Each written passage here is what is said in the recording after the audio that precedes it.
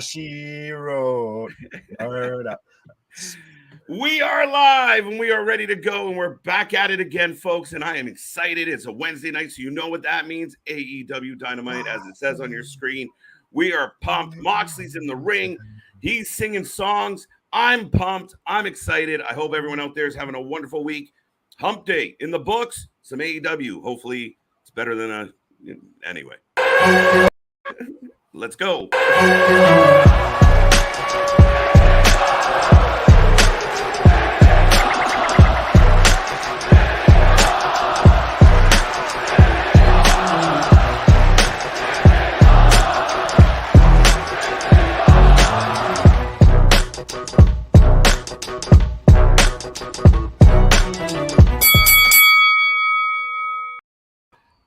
Ladies and gentlemen, we are live. We are back at it, and it's the Wrasslin for Life Network. I see the chat filling up already. Welcome to the show.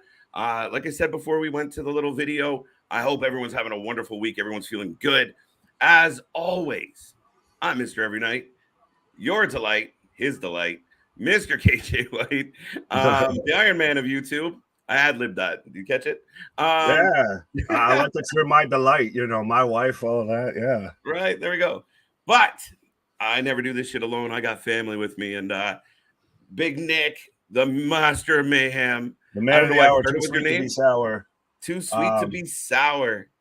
The man of the hour. No, I'm pumped for tonight. It is the go-home show before All Out. And obviously, there's a ton of chaos going on right now in AEW. Allegedly. Allegedly, the boat is on fire. And right. Allegedly, AEW's locker room's a dumpster fire just floating down the street right now. Allegedly. We can't prove it. But that being said, folks, we will get 2 hours of Dynamite. And as I said on last night's stream, they got some splaining to do. They got to dig in here tonight. They got to give us a little something, because I looked at that card tonight. We build all our graphics and such, and even if we have missteps on one or two at times, but right. The point is, no, we got slim pickings for me. I was reading over the card. I'm setting up our stuff for the weekend, and I'm just not thrilled about what I'm reading in front of me. It reads like fucking Bash at the Beach or Quake by the Lake, not All Out. Right. Yeah, that's the thing is, and again, we get back to they're giving away stuff that should be on that card free on TV. Like, I'll take it. It's cool, Tony. You don't want Bleacher Report. You don't want my money. Okay, cool. I'll watch Ospreay and United Empire versus the Elite for free. Amen. But if you don't want my money, that's fine. I'm happy keeping my money. But why are you doing this? I'll keep my money all day long, and that's exactly the thing. Like, it's been, but now we don't know. Here's the funniest part, because everyone's speculating. Everyone's got the rumors, and are they on fire? It has Toni lost control. Blah, blah, is it all a work? Is it all a work? Which I'm praying it is. That's my two big. That's like my two biggest wishes: Bray Wyatt and all this bullshit AEW. But yeah, I mean, it's just all of a sudden like nosedived. Like it's the 18-wheeler off the cliff. Like, what happened? Things it's the WWE effect. It's the Papa Paul, effect. That's what it is. And we've got Moxley right now cutting promo in the ring, obviously going on about CM Punk, and I see people have been saying, and it's still, we talked about it the other night, that it's still debatable on if Punk's going to be cleared, all of that. They need to do something with MJF. They have to bring him back here at All Out. Like, do we get Moxley versus MJF for the title at All Out? That to me, that sells me more on the card than anything we've had so far. Yeah, but dude, here I got an issue, and maybe I'm being picky. And fans, I got an issue for your issue. We will get to the chat, I promise. Keep filling it up. We always catch up. We do. I'm hot dog, so catch up, homie. I'm talking so much I still don't even have my shit up and going. So you have to tell me what Moxie's saying. All right, so then I gotta adjust my volume here a little bit, folks. But I don't even know where. Oh, you were saying the card, and yeah, the thing I have an issue with here. Sorry, I'll say this real quick. The biggest storyline right now, the longest book storyline going into this card is Christian versus Jungle Boy. That's a problem. That's facts and an issue. But where I was going with that, completely forgot. But with this whole situation, MJF coming back now for Sunday seems insane to me, bro. Moxley's saying he has zero sympathy for CM Punk, and he was going to give him. I think he honestly is just not medically clear. They're not going to have him because he's saying how I was going to give him a second chance in Chicago, and I know he's your favorite boy because he's the hometown boy, but it didn't work out. So I think he was trying to. How bummed out is that? This one, right? No Jade and Athena too. God damn. Wait, what happened there? I have no idea, but if that's true, everybody's falling apart. I just finished saying the card they had was shit. Now what's happening? It keeps getting worse, folks. Did it hit an iceberg as it was on fire and sinking already?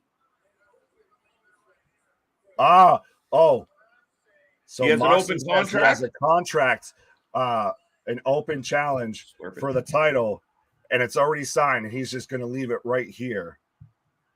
Oh, and the crowd's chanting MJF. Did they just create the 24/7 title in AEW? On your marks, get set, go! Ready, go!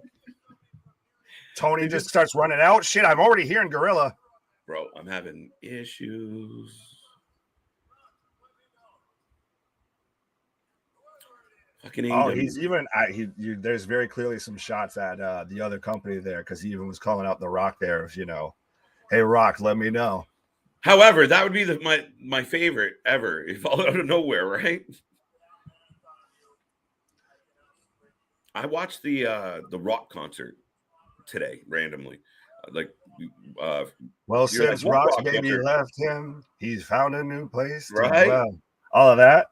Yeah, the part 2, man, that guy was so dialed in then.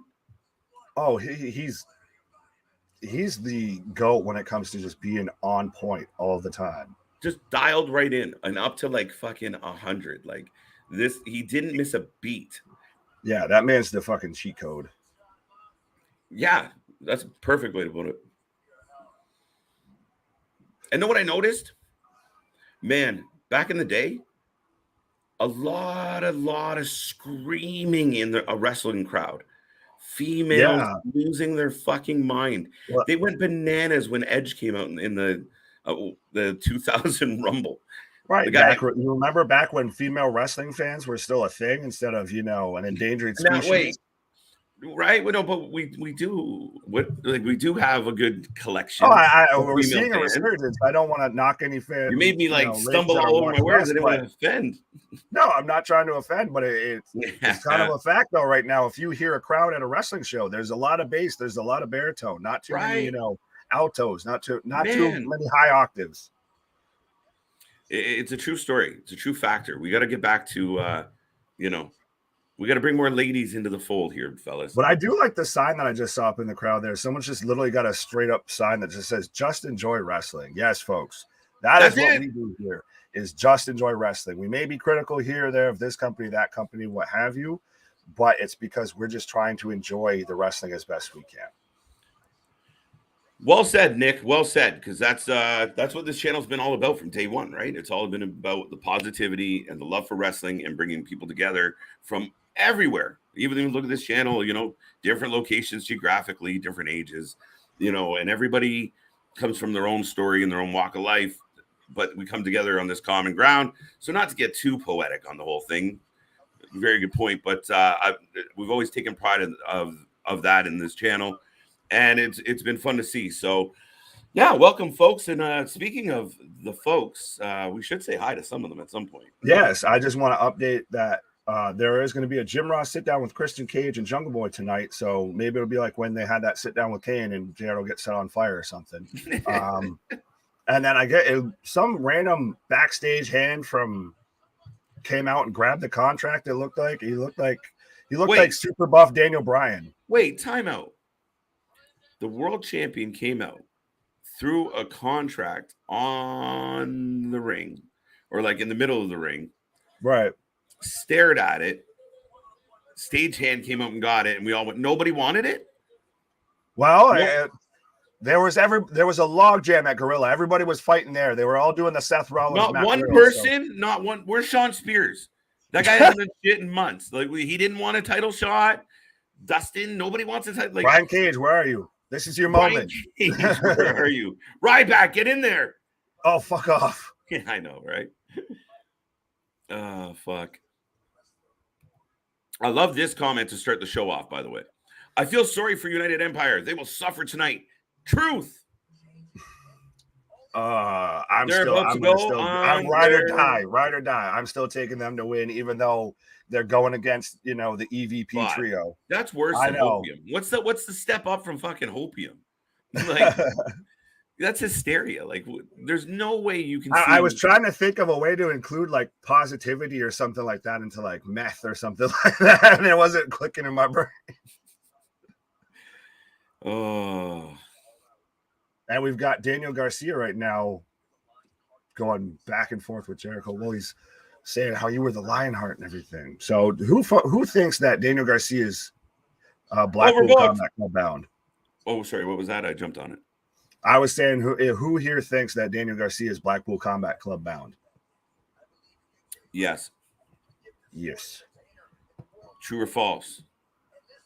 We do not care. You don't. I do. I don't. He's the only one in Jackass Society that I actually care about, that I'm actually interested in seeing. I think it's the Jericho effect, because I think anybody that gets around Jericho with or against, you start to dislike. That's my opinion. He's a little bit of an anchor, and I get that Chris still thinks he has this big rub and everything, but when you're having mimosa matches and all of that, like. But I would. Yeah, no, I can't defend that. Right. He's now gone from being the draw in AEW to the anchor in AEW. And I don't mean that in a positive way he weighs down anything that's hot that he touches. Yeah. I don't want to take away from anything that man has done in his career. Gigantic Jericho fan. I mean, good old Canadian boy. Always got to, wave the flag. It's just been the last little bit here. The Jericho Society has been garbage.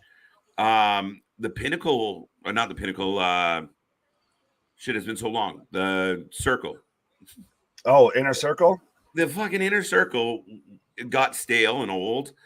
I don't know. I think it's when they paired him up with Eddie, it weighed it down. It killed it for me. It's just because Eddie was on such a heater and it just froze him. Oh, it did. It paused. Stop. Like, just literally put the brakes on Eddie's momentum. Now I don't care if I see Eddie right now. I still care just because, he's one of my faves, but I get what you're saying. But we still get the singing song, Judas in my mind. Of course. But we've got Hager coming out right now. Right. Hager versus Daniel Bryan. It's obligatory one match a year versus Bryan Danielson. I feel bad for Jake. He didn't get to come out to his own music just so Jericho could. Right. Yeah. Poor Jake has to come out to Jericho's music. Everyone is that the theme for the group? Like, does everyone in that group have to come out to Jericho's music? I mean, I get it; it's the most popular one, but damn, I can't recall what Coke and Diet Coke come out to. I still pop every time for that name. Right. By the way, that's 2.0. Even though I made it up. 2.0. And sorry, it's because either I can't remember which one it is, but either he's chewing on the greatest gum ever, right, or he's got some Tony Khan's, alleged stash. Right. So Gary Brown is spot on. Gary, I hope you're doing well. Damien, I hope you're doing well. Edward, I hope you're doing well. Robert, I hope you're doing well. I didn't say hi to anybody. Yes. Hello, how you doing tonight? Rocco, hello, Clay. Hello, Hassan. Hello, Edward. Hello, JV. Everybody, Victor, Dale, everybody watching right now. I'm trying to just go from the bottom of the chat, just naming off names because we stuck at times to get into these comments. CM Punk is still not cleared. What if it's an angle? And okay, now play with me for a second. Pause the fuck on that. All right.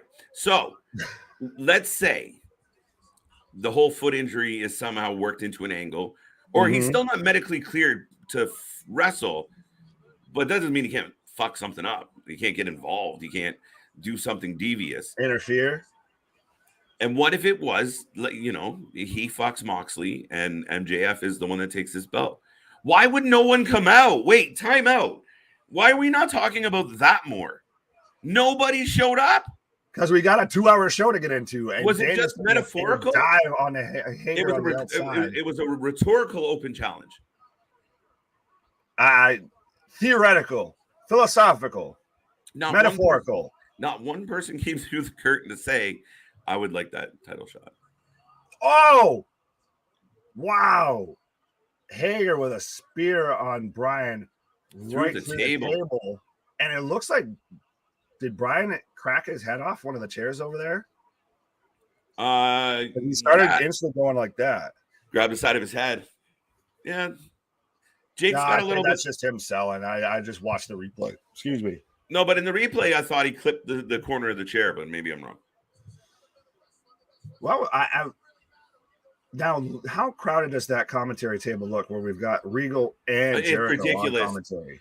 It's fucking ridiculous. It looks like we've already got a 4-man booth, I believe, because we've got Shivani, Ross, Taz, and Excalibur, and now we've also got Regal and Jericho.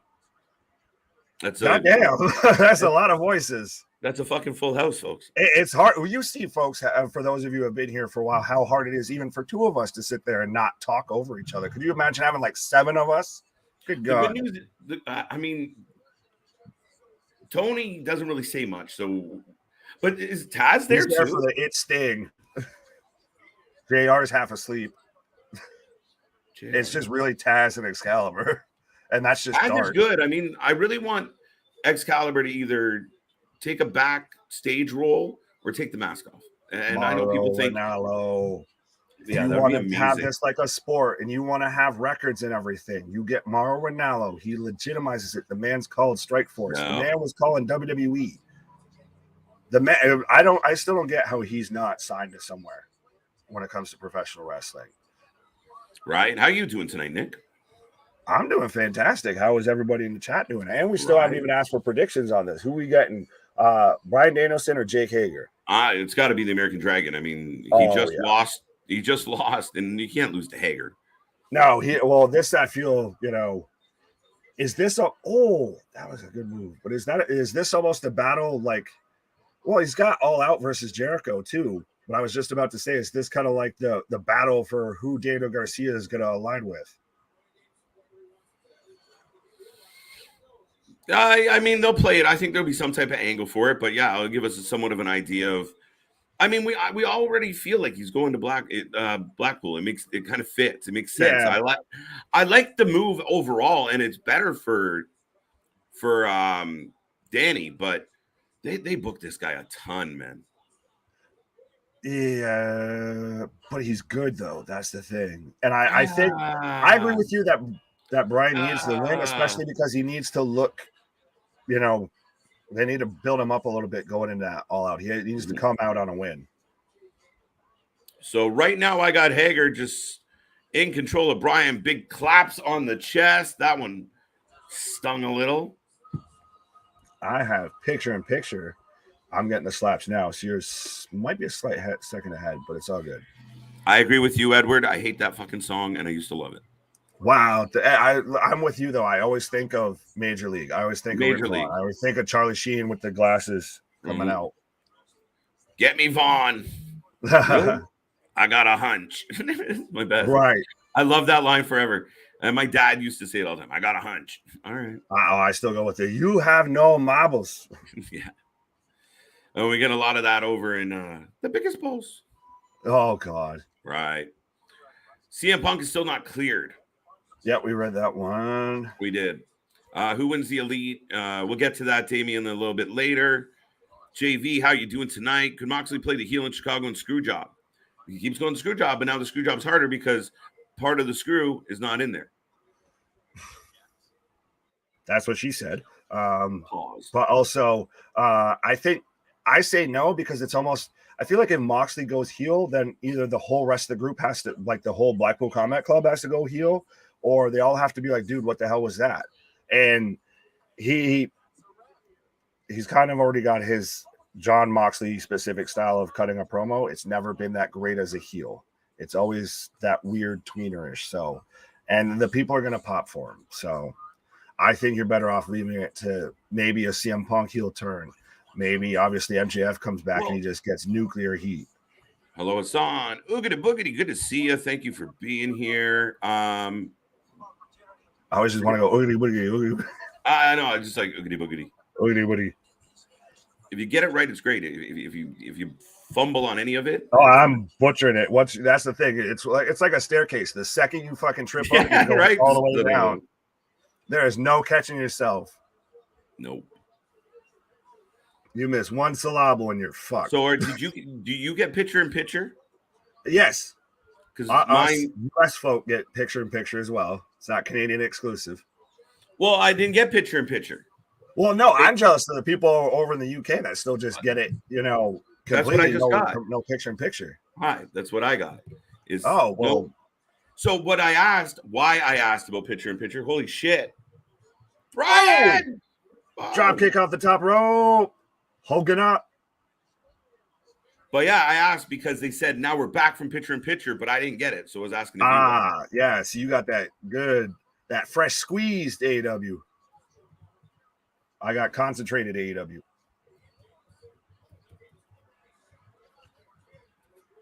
Oh. So, folks, we may have missed them because we're still trying to get through comments here, but I see Dale with the Bryan wins. Everybody else, let us know who you're taking for this. We're getting the yes kicks now. Okay, Dale, good to see you. Thank you for being here. He's got Bryan. AWV, if Bray back, then he's going to WWE. Yes, probably. We got Bryan wins. We already clicked on that one. People full of questions. I'll get back there. Anybody else? Bryan for the win. Bryan for the win. WCW all over again. Ding. A little bit. I've been seeing Victor, good to see you, buddy. Hope you're doing well. The gatekeeper around here.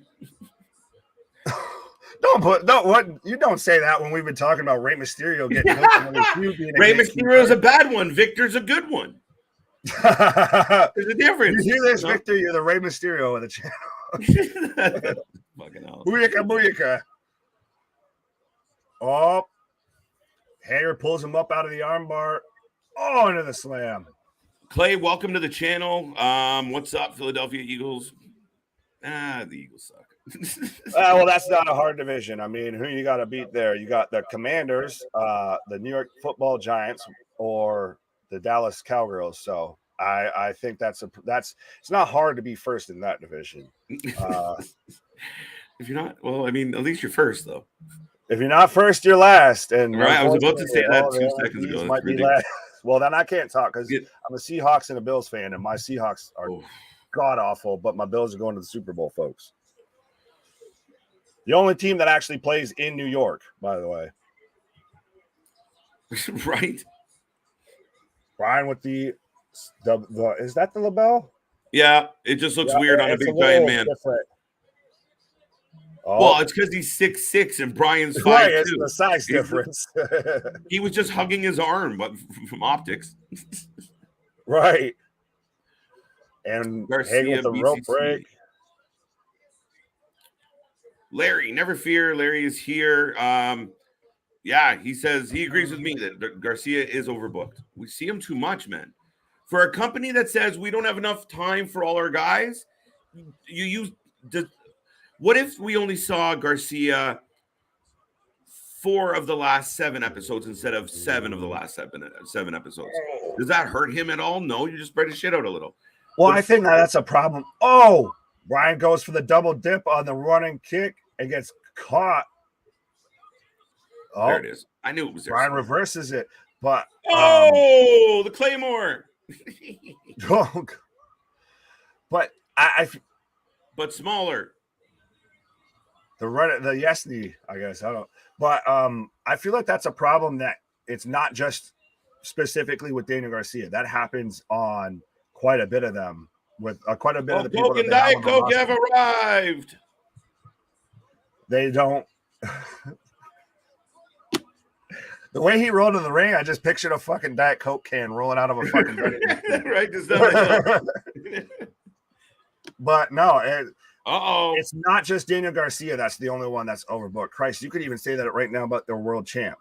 That Moxley's been in every segment. The man, gets a strong breeze going the wrong way, and he busts open bleeding. True or false? And BCC's out here, Claudio and Yuta. Damn, Claudio just fucking tossed that man just straight. You're going now. I don't care. Right. Claudio's getting big pops in AEW.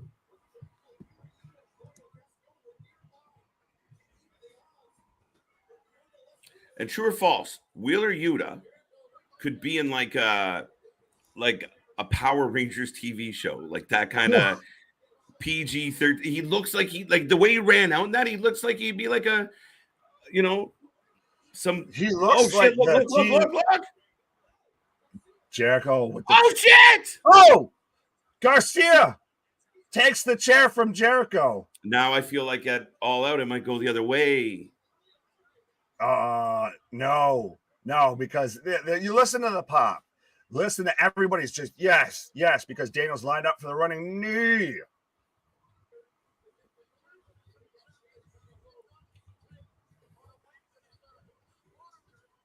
Big rumor that Malachi Black asked for his release and he was granted it. It's not confirmed or denied.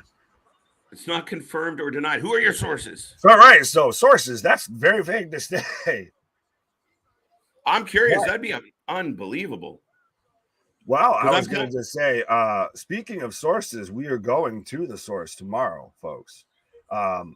Absolutely. We will have Big Ray and Ben Hameen, the two co-founders of Hameen Media Group, who have worked alongside Vince Russo and Channel Attitude and all of that. And if you were watching NXT Level Up, the NXT review today with Big Ray and the Vet, then you heard them talk about it. They're going to be here tomorrow night to talk about everything you might have known about the whole Vince Russo, being the outside source for USA Network. You may not know the whole story, folks. So you definitely want to tune in. You definitely don't want to miss that one.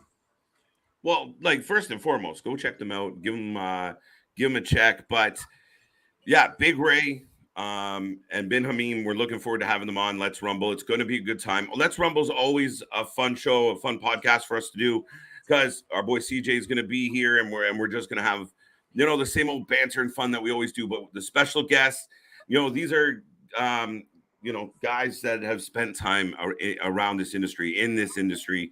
Both have big credentials, and it's going to be a pleasure to have them on the show. It's going to be a good time. And for, where we get a lot of rumors, a lot of clickbait, and Vince touched on the fact that, one of the topics we'll talk about, we want to talk more than just this topic, but we will talk about Mr. Vince Russo and the role that they had with all of it and how it played out, how it worked. But for all the times that people question someone's word, this might be an opportunity for a little bit of vindication too. Let's be real. When we've always been straight shooters on this channel, we've been critical of that gentleman at times, and I'm really intrigued to hear the story and see what they have to say. Do not miss Let's Rumble tomorrow, is what I was saying long-windedly. Well, no, it's even like how we've talked about, how I was talking about earlier, how we're the Wrasslin for Life channel, and we're all, about the power of positivity, like the damn New Day and all of that. Is that, everybody here has got to say, we're a channel for fans, by fans. Christ, I was a fan, all of that. So you're still a fan, anything and every what? I said you're still a fan. yeah. But so absolutely, just want to hear every side, any perspective on it. Absolutely, man. And by all means, if anybody wants to object to whatever we find out tomorrow or whatever the conversation is, our door is open. Come have a conversation. Oh, absolutely. No, that's what we're about, is discussion, folks. It's all about good old wrestling. That's why it's in the title.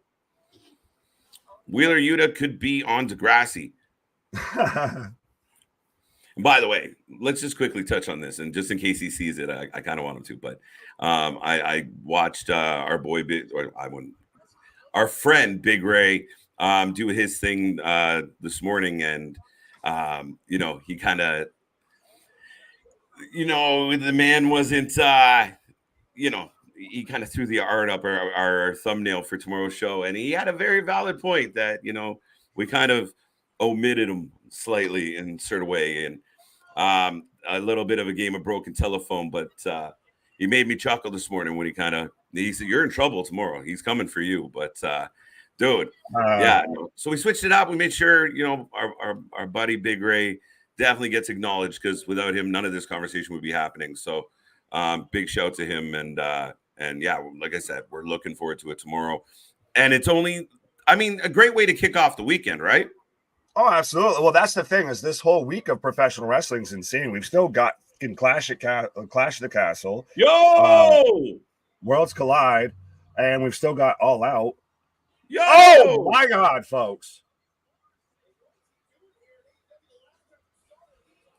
Wow. Yo. Tony Khan was like, wait, Cass. Wait. Hold on, Hunter. Hold my bag of cocaine. Shit. Bold. For those who don't know why we're marking out, Big Cass is come out. I couldn't figure out what the hell the wingmen were doing on Dynamite. I like this. Slightly bigger test.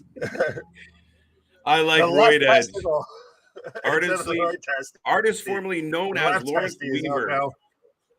Yeah, no, that's good. I feel like we haven't talked to the people at all tonight. We apologize, but don't worry, folks. We don't go home until y'all do. So, right, we got a lot to say, folks. We got a lot to say, but we catch up. Big things popping, little things stopping over here. And I was just about to say before, W. Morrissey, who I've been saying for the longest time about him going to WWE and possibly with Enzo from MLW. Now we've got Stokely Hathaway coming out right now. Are we going to see Cass being, part of the Stokely Empire? But I was going to say, of course, the wild card gets himself into trouble. The wild card of the channel here, just, managed just to stir up a couple of things. Yeah, now I feel like we're going to see a lot of this, where there was a guy that would, he made an appearance on AEW, right? Well, and how long has it been since his Impact contract was done? I don't know. We haven't seen him on Impact in a minute. I haven't. Right. Anyway. Oh, Pretty Pete. Didn't Pretty Pete Avalon get released or quit or? Bro, no. I thought he left. Did he come back? No, he was gone from Dub. He's been in AEW. He's been a staple of Dark, I believe. Yeah, but I was positive. He's just holding this man like a child, and that's what he looks like. Well, he just looks like when your kid's acting up, you just pick him up like, I've had enough of yours today. Just clarify before you finish that sentence. Let me clarify that I don't have children, so. Right, thank you. Like, I just grabbed he. I'm not allowed to make that joke. But still, look at Cass versus. Is he the only legit 7-footer that's in AEW? Because that's the thing. I'm looking right now, and you look at him versus Stokely. You look at him versus even Pretty Pete. It's like. That's a pro wrestler. That guy that looks, we were joking about, So Stokely giving him the card, but he looks massive compared to everybody in AEW. And if anyone has any doubt, Morrissey is all elite. Oh, yo, Bibbins is fucking up Tony. What the? Oh, I got him hemming him up right now, and I'm just looking at Tony. I'm distracted by Tony's Kentucky waterfall mullet. Well, actually, it'd be Jacksonville waterfall. What? It'd be a Jacksonville waterfall. Yeah, there you go. I like that one better. Is Big Cass in AEW now? It looks that way.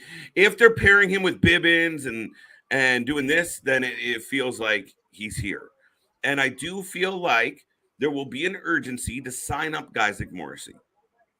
Well, that's a guy I thought would have gone back to the Fed. They've been interested in him since he had the whole, first match in AEW. So what was everybody waiting on? Was everybody waiting to see if they could get him and Enzo?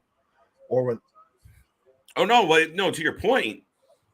Maybe it just wouldn't have worked out with it. Maybe Enzo wasn't an option. Maybe he didn't want to be back in that tag team. He likes being Morrissey. He didn't want to go back to being. Oh, absolutely. And especially, though, too, I think he is. While we've got Callis talking to Ospreay backstage, cutting into their interview. But I think Morrissey is the only actual like 7-footer in AEW. Like looks. I want to see him next to Wardlow because I feel like he's going to look significantly bigger than him, and that might be interesting to see. Right. No, he's a big man, and I mean he did well in Impact. Impact was a good time for him. 7 feet tall. You can't teach that. Man, I was kind of looking forward to the whole. Like, man, I missed their entrance. I like their entrance. Speaking of entrances, right now I'm getting DMD's entrance, which I still like.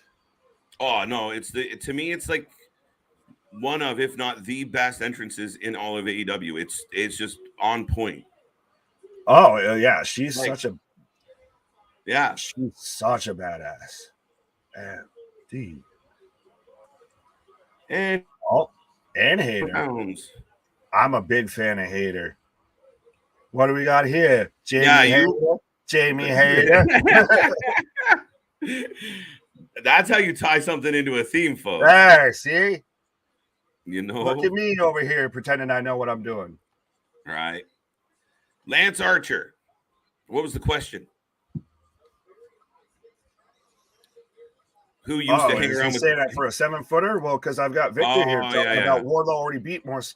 True story. Yeah, shit. Okay, that's the hired gun. Yeah, where we cover as much wrestling as we do, sometimes you can't just pull it right out. Yeah, remember they brought him in as the hired gun, and he jobbed, and we were like, okay, well he's going back to Impact, but then he never showed back up at Impact really.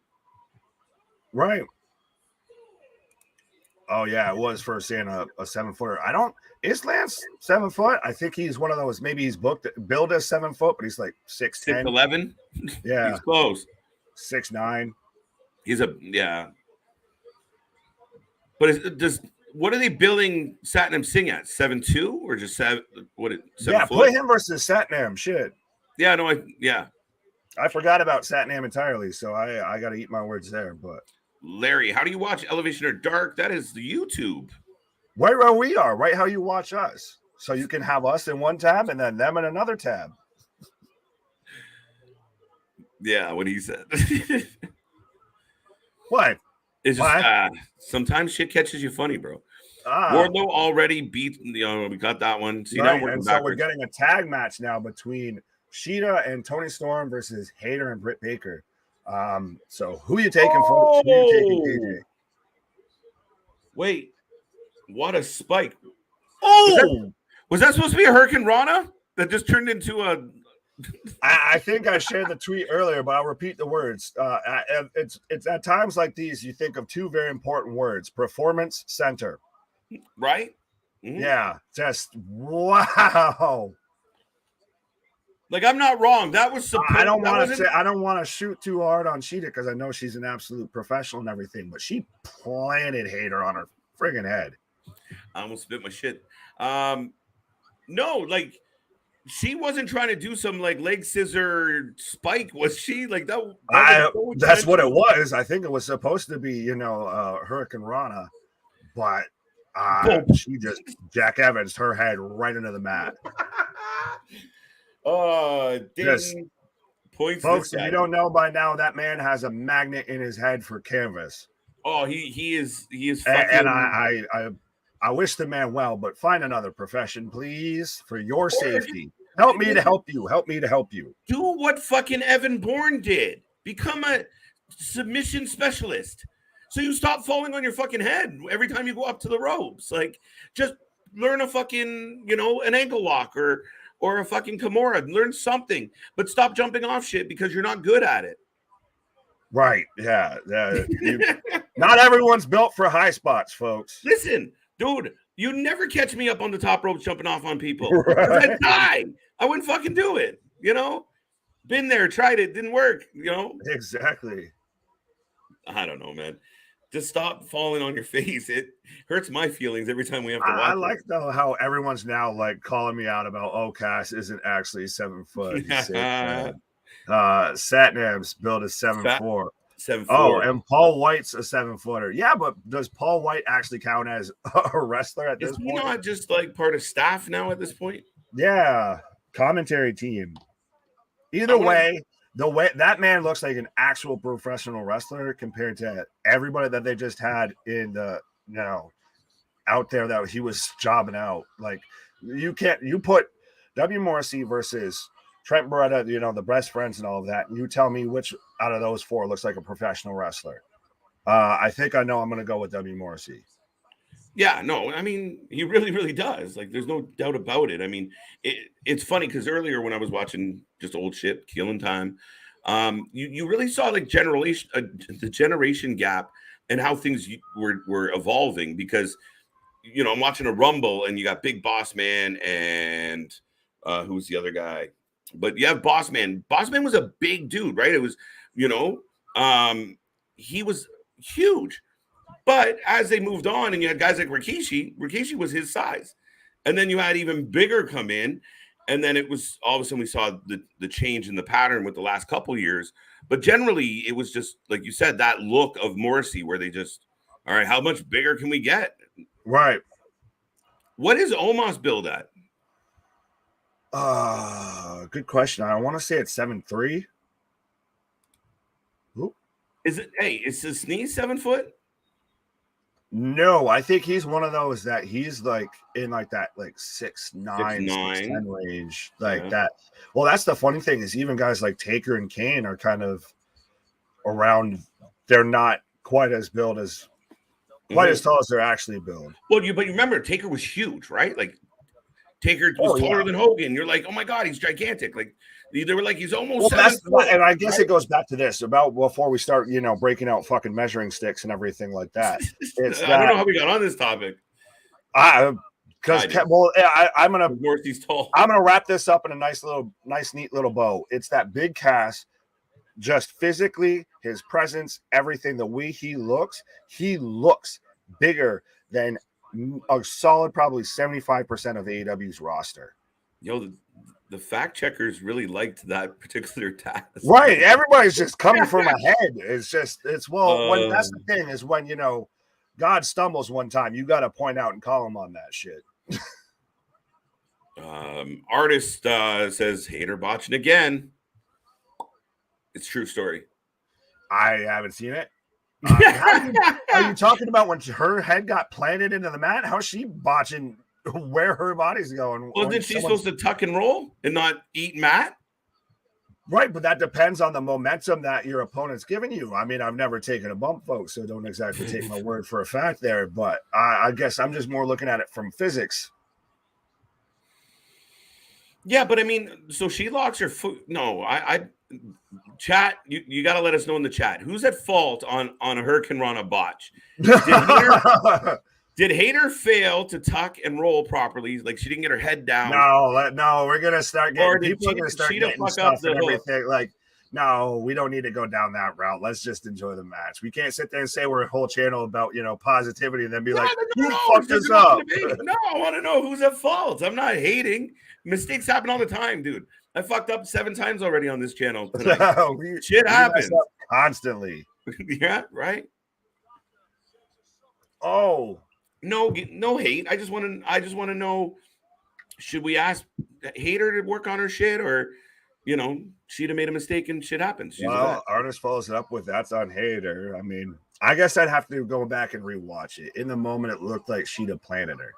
Shida with a roll up though for a 2 count on Britt and just eats a super kick.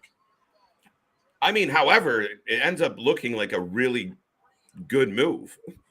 Well, it backslide into success, folks.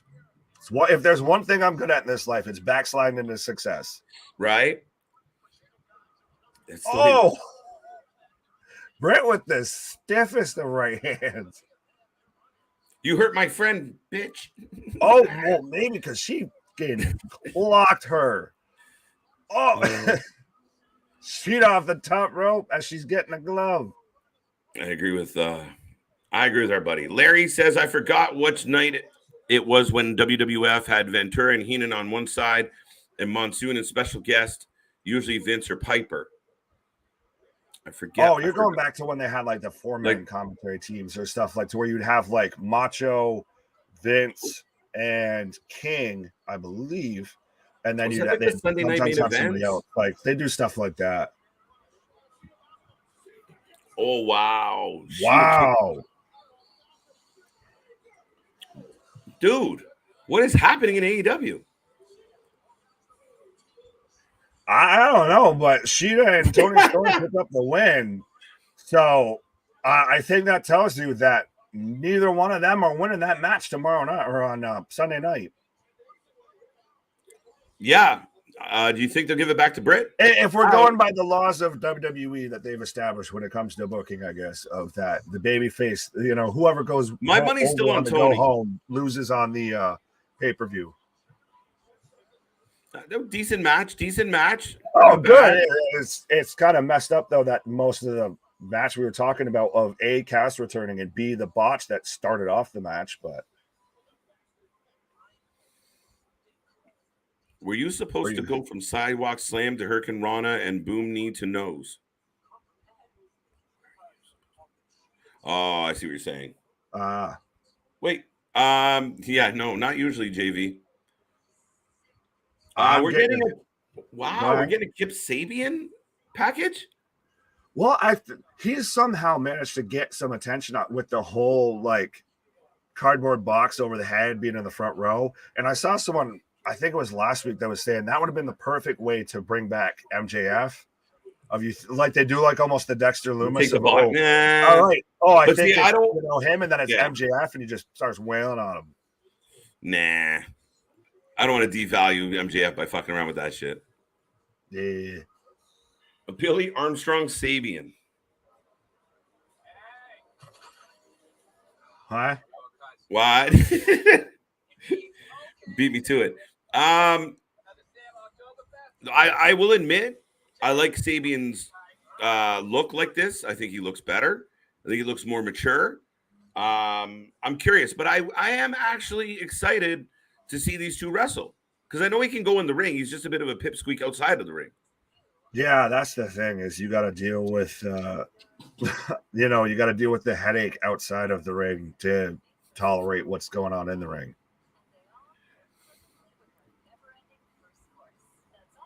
Giant Gonzalez built at 8 foot. There we go. There we go. We don't need any more. No, I don't think so. We have a winner. I don't care. No, because then we still got Andre and everything. And Giant Gonzalez is only known for one thing, and that's that fucking leotard that they had him wear. So it looked like a fucking Attack on Titan. Idea. A room full of people okayed that. He walked out that's the worst Taker match in the street because the man won by a DQ because of a chloroform rag. And I wish I was joking about that. It's true, man. Even so funny. Yes, a chloroform rag. It was commonplace. No, it wasn't. No, not in Moving on. Avengers Assemble. Welcome to the show. Thank you for being here tonight. You think we see someone return tonight to challenge Moxley? All right, Avengers. Yes, we should have already had that happen. Moxley shouldn't have come out at all. And then at the end of the night, with a little bit of time left, the champ comes out and does what he just did. And somebody says, "Oh, I'll do it." But no, for him to come out and say, "Who wants the challenge?" And nobody. Not imagine, though, the fucking janitor could have jumped in the ring. I was going to say, we just start hearing, "No way, no way, no way, Jose, no way." He just picks it up and goes, "Oh, did you drop this?" Or wait, no, the Yeti. Right? So, yes, somebody should accept this challenge. It's the opening segment of this show. Wait, it was the perfect time. Because then we'd be sitting here for 2 hours talking about, oh, my God, Moxley's going to fight so-and-so. Right. Well, I was going to say, they already gave away what was supposed to be the first main event last week on Dynamite when they had Mox versus Punk anyways. And we've already talked about, is Toni now rushing people back too fast that are still injured, like Kenny, who's going to probably be who should be in the main event. If you're going to give me United Empire versus Elite, that should at least be the main event. But he's probably still injured. Punk's obviously still injured. Mm-hmm. Is he rushing people back too fast? And you, like you said, you should have had somebody lined up for that. ready to capitalize on it. They still need to sell us on All Out, honestly. I got distracted by Miro. No, The Malachi's still Redeemer. there. Oh, wait, Darby found Miro's room. He's inside his mind. Oh, shit. That's why I've always thought as those Miro things, right? Like inside his own, it's just him and his own consciousness. Do you feel like this whole Miro Darby thing could have picked up a little pace, a little quicker? And I just feel like you didn't need to have the House of Black lose to the Dork Order to have that happen. To have this happen, you could still have them win. Sting just stopped me though. I marked out a little because of Sting. Sorry, Nick. No, you're good. It's still one of those. If you didn't have to have the Dark Order go over House of Black to have this storyline.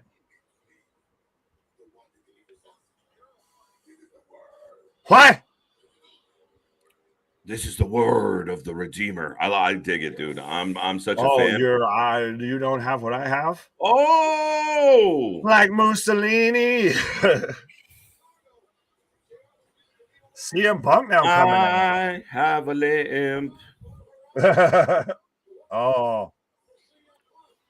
Now, here's what I was going to say about this situation earlier, Nick, though. We keep saying they gave away the main event. They gave away the main event. But we don't know what the story is. Is he hurt?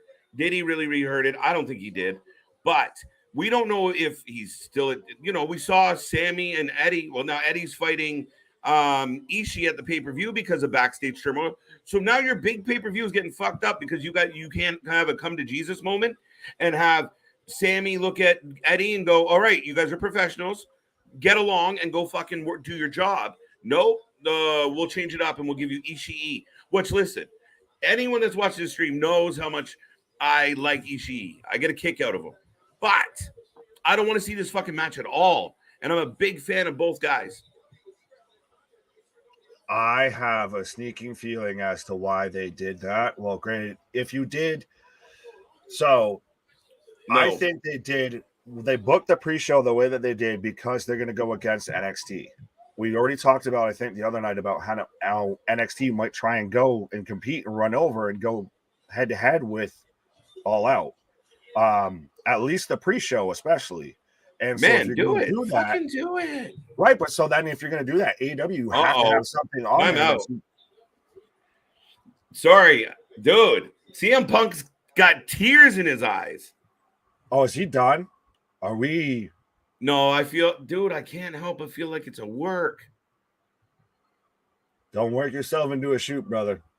No, you're wrong. If you measure to the top of his shoulders, he's 5'1", but to the top of his head is 4'11".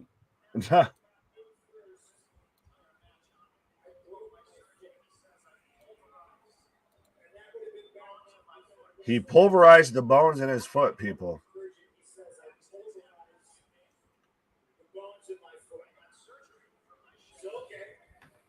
Accidents happen, supposedly. But I think you have to they build something that you can have on a pre-show that will still draw eyes, but you don't give away Sammy versus Eddie on a pre-show. Which, real quick, is 16 more times that this fat guy has ever gotten screwed in his life. Wow. Why are we shooting? Who are we shooting at in the crowd? Wow. Why is he mad at that fat guy?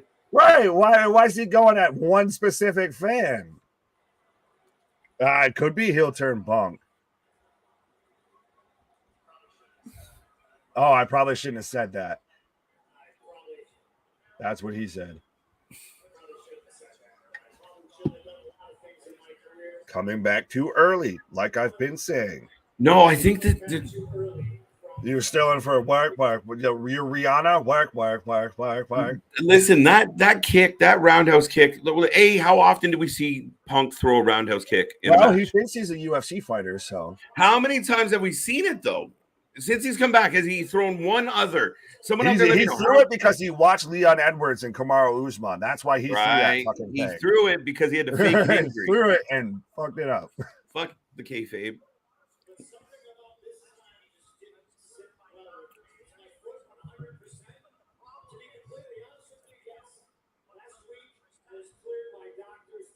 The new one. What? What is he trying to explain here? He said he Wait, was what healed. the He was fuck? good to go last week, but now he's saying, but it's a new 100%. If that 100%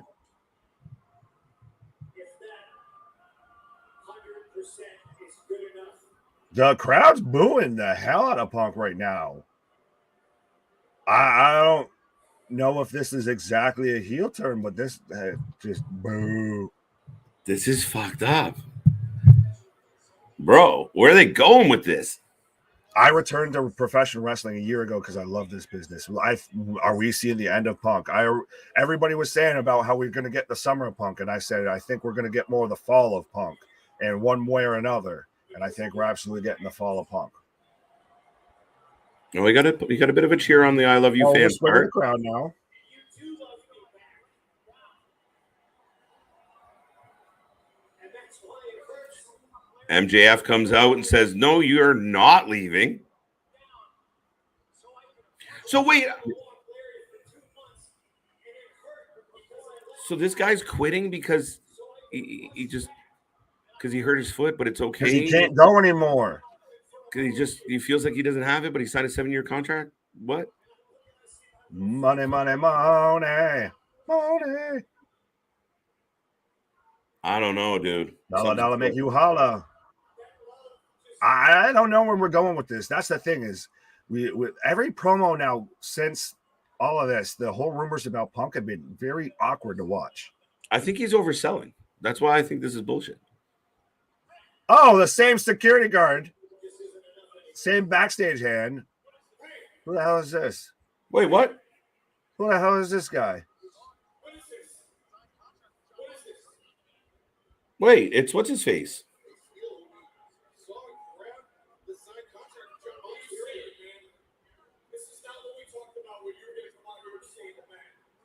Oh, wait a minute. They're turning this into, see, they're working a shoot, buddy.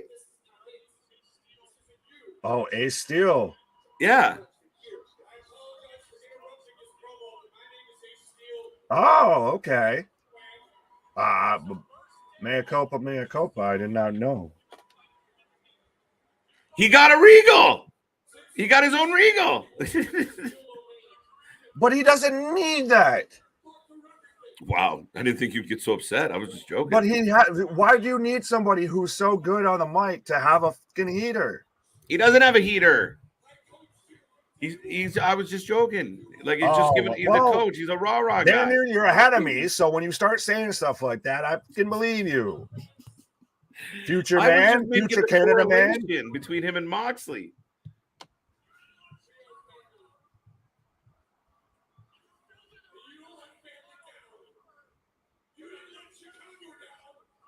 That is true. He filled an arena on a rumor that after 7 years he would come back. I was right there marking out everything when Punk came back. I will not. Man, I was live on this fucking YouTube and just sitting here and, you know, we hit it and we're just waiting. Is it real? Is it real? And then, you know, the chant. Dude, but the chant before it, once that hit, dude, all bets were off. What? Oh, he grabbed the contract and now he's saying you're going to sign this. Yo, he said get up. Back to he said you fucking get up.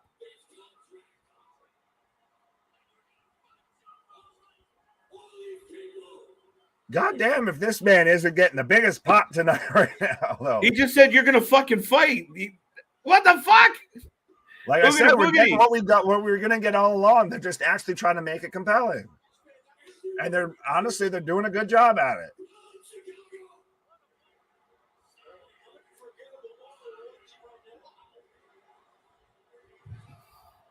All right. They're going to have him win, and they're going to have him win in Chicago, and everyone's just going to – unless – you have him do that, and that's when you have MJF come out. And yes, I wasn't prepared to fight, but I have exactly this – I have fighting gear on.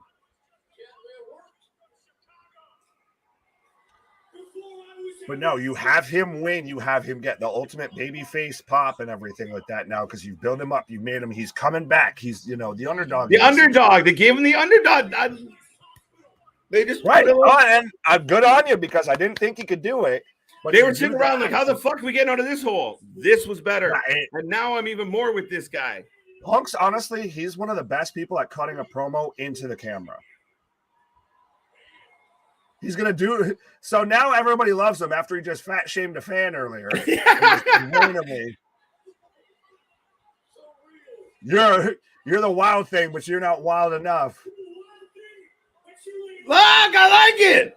Well, that's the thing is if there's one Nice. Punk is an ace in the hole. If he's in the game, you've got a fighting chance because This man is- can sell us fucking snow to an Eskimo.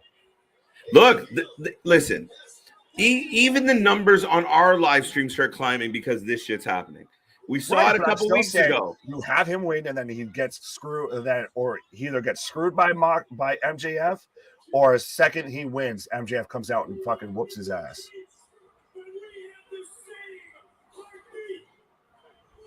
Chicago, where the weak get eaten or killed and eaten.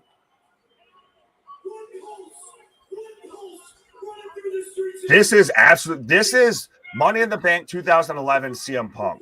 That's what we're getting right now. Not in the whole like, oh, I'm going to win and leave the company, but just the fucking passion for being, wrestling in Chicago and how he's, fired up. You are loud, Nick. I'm sure you're saying words, buddy, but I'm pulled in right now, bro.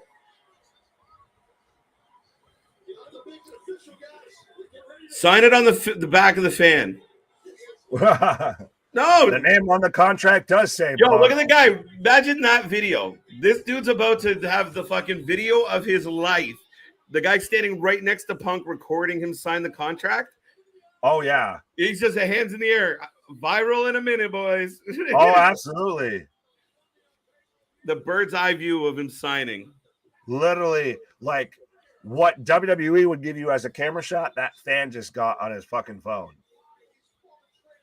Now, this is what we want. And folks who've been coming on going, you don't like AEW. It's bullshit. We love AEW. They need to do things right. And that, kudos. To me, that was correct. That was stepping in the right direction. We said it. If you bring in any other contender, it's rushed and there's no real excitement. But the foot was an angle. The whole thing was a work. I'll give you that. I'm happy. Like I said, they needed to do something to sell us on this. And even though we're getting away what they gave us on Dynamite and all of that, it has a different feel. I'm back in it now. I'm back. No, invested. it literally pulled us right in, Nick. It was crazy. Right. Funny how good booking and good storytelling can do that. Well, good. Now I can finish the graphic for All Out now that I know the main event. It only took like a couple of days before the card. Like, son of a bitch. No, that was good. Punk was believable. He dug in. I liked it. It makes sense. I don't know why. Again, I kind of like, really, dude, you're on the verge of quitting. Like, didn't you just get back? And when you said my foot's good to go, but I'm not good to go, we were like, where the fuck is this going? And the man comes out, slaps the shit out of him. You're gonna fucking fight, and that's where we are now.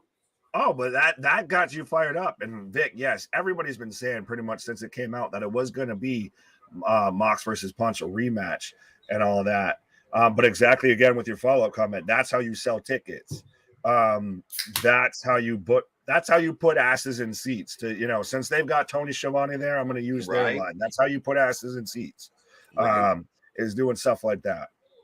No, absolutely. The Victor, you're spot on. That's how you sell tickets. What just happened there is going to go boom. It's going to hit out, it's going to hit the internet and it's going to take off and everybody's going to be talking about it. Me as a fan, dude, we sat on this stream and I mean, you were bang on when you said you had no interest in a rematch based on how the first match went. Right. But they just made him the underdog perfectly. Well, and to me though, that's why I say it's even a little bit of he's a hidden ace in the hole that they have. Is Punk can sell fucking snow to an Eskimo. That man can get you invested in anything. He just has to actually be invested in himself, and he just turns it on, and you're sold. Mm-hmm. What was cool was you would think that a guy like CM Punk's the underdog, going into Chicago. Mm-hmm. How do we get everybody behind what's about to happen? This is how we're going to do it. Right. That building is going to be electric for Punk and Moxley. Yeah, and I'm now exactly excited for the main event. And now we've got the sit down had the sit down between Christian and Jungle Boy. Hopefully that was not all of it, because that was a, blink and you miss it. Yo, that was it. That was quicker than a hiccup.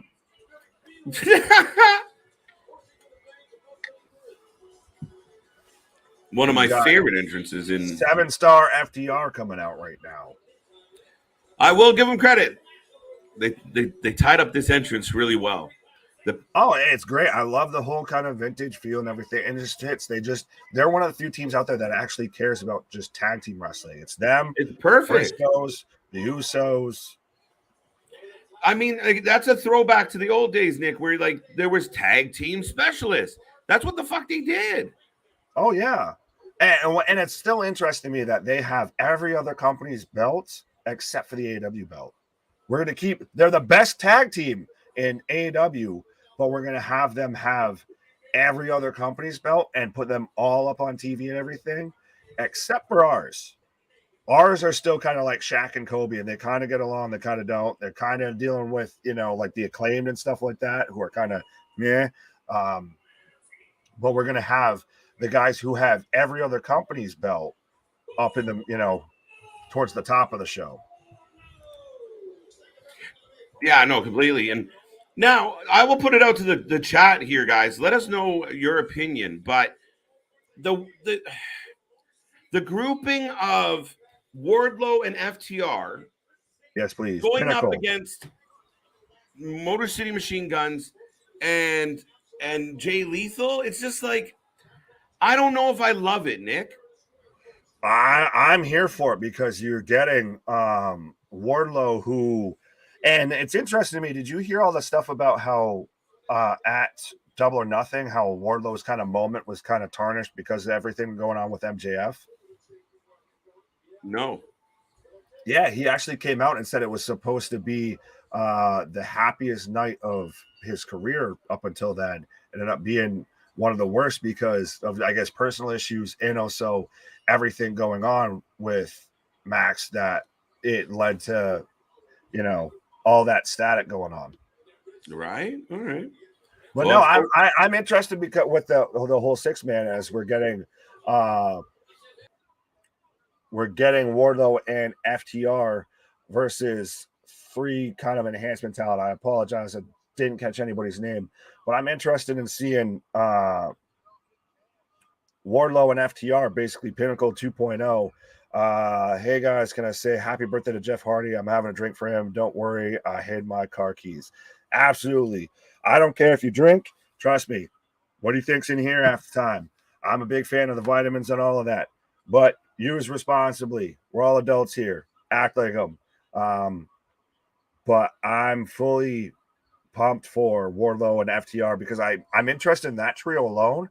But still, Jay Lethal and Motor City Machine Guns, it's basically you get, the top tag and mid-card guy from AEW versus the Impact X Division.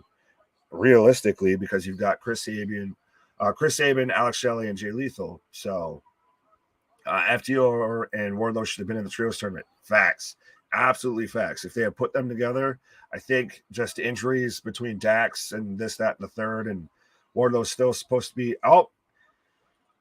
Powerbomb, as FTR is just pretty much tuning up Wardlow to keep going. But yeah, absolutely. But at the end of the day, to be honest, we all know that the trios tournament in AEW was built solely to get 3 people over. And unfortunately, those 3 also are EVPs of the company and have Tony Khan's ear nonstop. 1, 2, 3. And of course, Wardlow that was so dominant that Wardlow got the pin with his foot on the chest, and FTR just had time to just sit there and pose.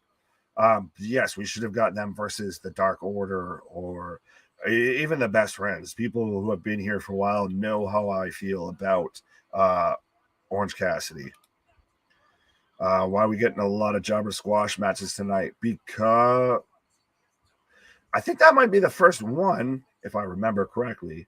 But I think that's also a little bit of AW's model, I guess, is I don't know. I'm trying to make sense at times that AW is trying to, solve a Rubik's Cube, and you're colorblind. It's a little hard, but I think it's more to just get them over as a trio and to kind of build that up into All Out. I will say so far, at least compared to Monday Night Raw, to me, it's been the better go home show. I will give them that because Raw was the last live go home show before Clash. Give FTR the NXT tag titles. Nah, they'd have to go back there. And if they do go back there, I definitely don't think that they're going back to NXT. I think they absolutely have to go to the main roster. They're not going anywhere near NXT and all that. Damien says, that's the match at All Out that I want to see the most out of every single match on all my... Okay, so the absolute most that you want to see is that 6-man tag? Even after everything we just got with Punk and Moxley, granted, I know that then, that sold me. That sold me on them running that match back because to me, it didn't make sense to do that. And I'm more interested now. I can see it can be compelling. And I said it back when MJF cut that whole promo that they're going to do something between MJF and Punk because those two are so similar and they're so great on the mic that it's just, it's chef's kiss. It's gold. Fresh news 24/7. Did you see Tony Khan said today by the end of this weekend, AEW will be the most talked about wrestling program in the world? What do you guys think he's got planned? No way he's putting that on MJF. Absolutely, he's putting that on MJF. That man has put a shocking return on the fact that he bought Ring of Honor, which was still great. Don't get me wrong, but this man hypes up anything and everything. He lost his damn mind when Christian was returning and had that shirt that said outworked everybody, and Christian only outworked, Tully Blanchard and Arn Anderson being a manager. So absolutely, Tony Khan is going to be overhyped, overstimulated, everything else for anything like that. And of course, though, I think he very much thinks that he's going neck and neck. He's trying to compete with, Hunter and all of that, the regime change that's happened in WWE. So I think he's got to, try and plant his flag in the ground there. I was thinking, what if Vince McMahon came out at All Out? Who won? If that happens, God help us all, because I think then officially hell will have frozen over legitimately if Vince McMahon comes out at All Out. Because that's just... I'd be speechless. Christ, I'm still trying to describe it right now. I'm fucking at a loss for words. And apparently a man who's not lost for words is Jon Moxley, because he's coming out right now, obviously, to answer the contract and all the statements from Punk. But it's one of those, if you're going to give an open challenge, lay out an open contract, and they sign it, so what?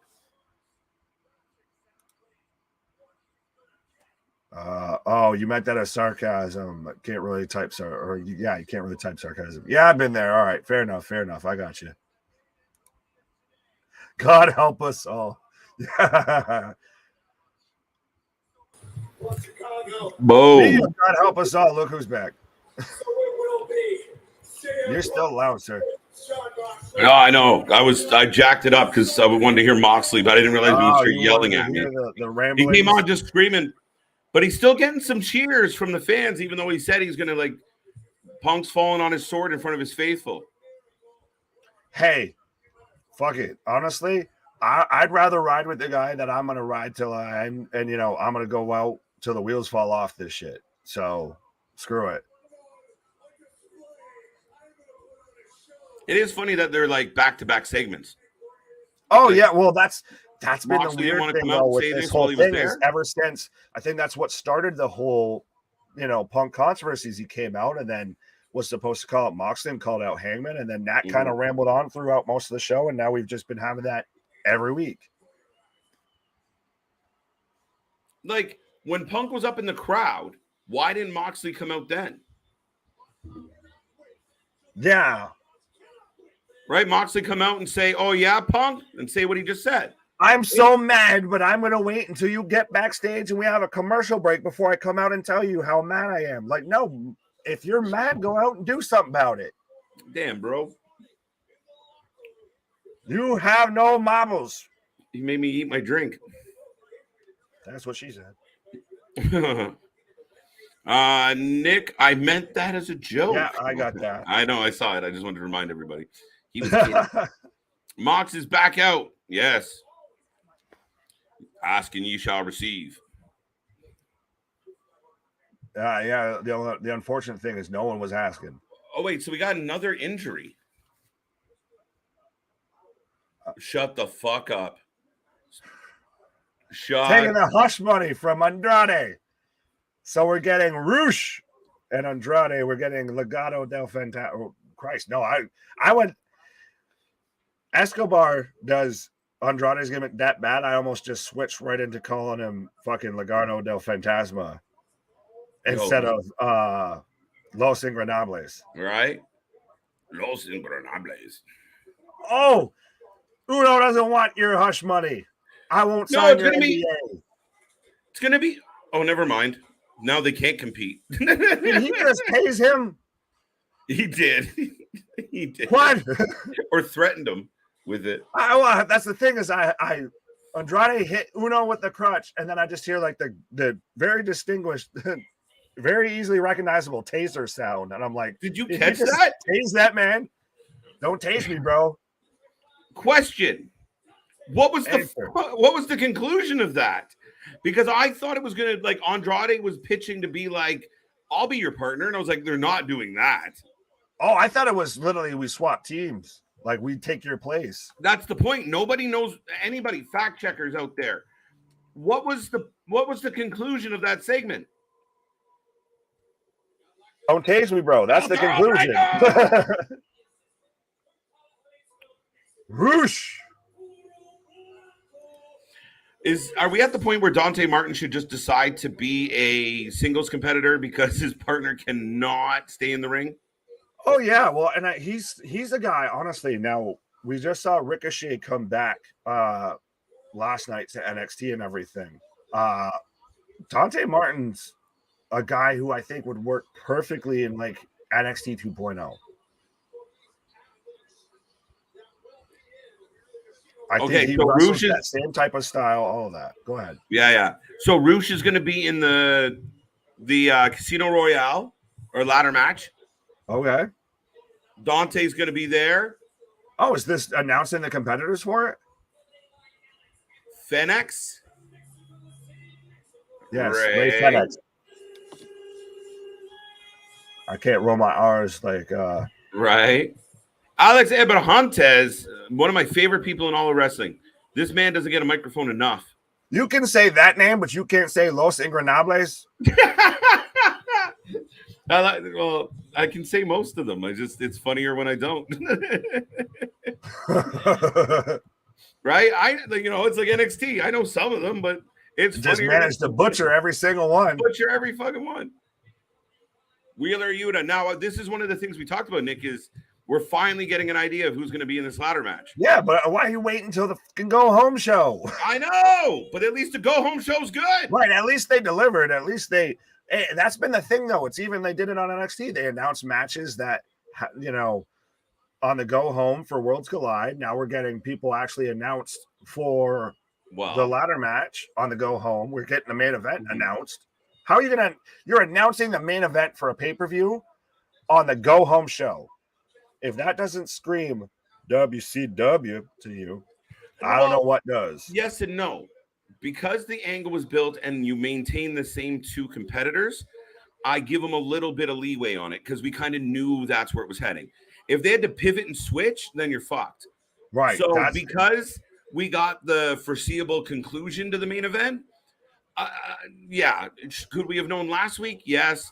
But the fact that it was kind of in peril had us all talking. So I like to try and give some credit where it's due. And to me, they found a way to hook me into the main event now. Thank you. It still hooked me in, but still to give away the Dante with the code red on Phoenix. Oh wow, that was a vicious code red. So we got these are 4 of the competitors. I believe so, but either way, this is a hell of a match because you've got Phoenix versus Roosh versus Dante versus Yuta. Tope! Tope. But that's the thing is everybody here is gonna fly. Tope! All night long. Oh yeah. Oh wait, just one. Sorry. No, you're good. Accordion! I like lucha wrestling. Too many spots, folks. Can't even get my out.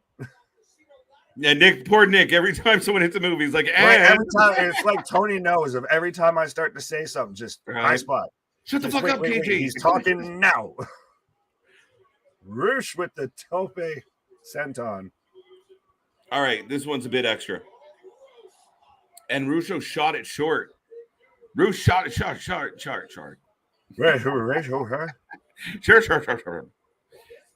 But now I'll say it as I have picture in picture. What I was trying to say is that it does feel a little bit WCW-ish of you give away the main event on free TV the week before, and now you sell us on the pay-per-view and everything. You sell us on the main event, and that's great, and I'm hooked. But you shouldn't have been doing that on the go-home show for the pay-per-view.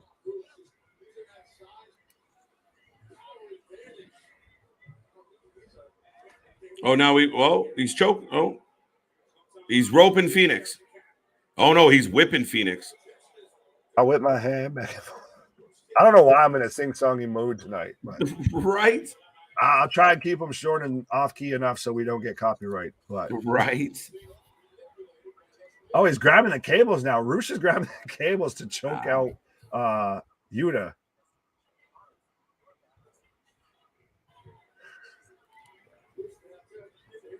One moment, please. Mm-hmm. But so I've got Roosh though and Yuta back in the ring. Who do you think the Joker is for the casino ladder match? Who are did they tell us the other competitors? Did we miss that? Right. We still don't know who the competitors are, let alone the Joker. If I'm going to guess, it's hard to guess the Joker. I'm going to say Morrissey. I'm going to say Johnny Morrison. Not a bad shout either, because we saw his name getting kicked around recently. Yeah. See, he's another one that's kind of floating out there. And if Tony's like, ooh, they might get him. You know what it's like, right? You get that FOMO of like, I better jump first or I miss out. So you might see some guys like, like a Morrissey was, rumor was he was holding out. He wanted a little more money than Tony was going to give him. And maybe he was holding on for Vince to see the light. But then Triple H comes in. Morrissey's not sure how he fits with Triple H. And that money's still there. Things change.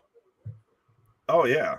But I will let you answer that question, sir. And do your whole nice little. Can someone tell me the lineup show for this weekend? You want to know the lineup is cat? Okay, so folks, what I'll do, and that's good timing, Mr. Nick. But Nick is going to take a pause for the cause. And as far as the lineup goes, I will remind everyone we have a fatal 4-way going on. If you want to put a prediction in the box, who's going to win this match? Dynamite's been good. I'm full of a lot of energy because it's been going. We had a lot of things to figure out. So for us. Tomorrow, Let's Rumble, our weekly podcast.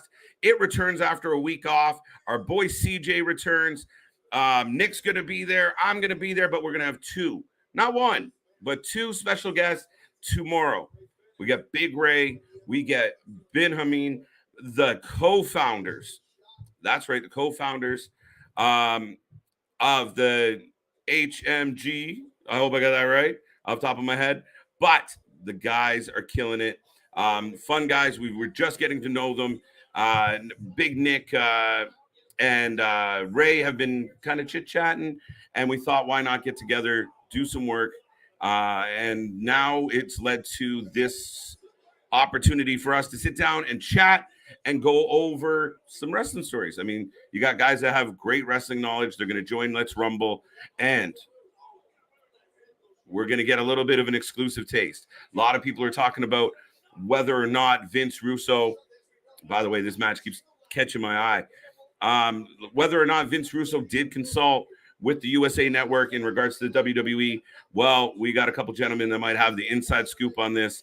So tune in. It's going to be a fun interview. Again, exclusively to Wrestling for Life. No one else is catching this scoop. And we're excited to have both gentlemen come on. And it's going to be a good time. We're really looking forward to it. If you haven't checked them out, search them up. And yeah, it's going to be a great Thursday.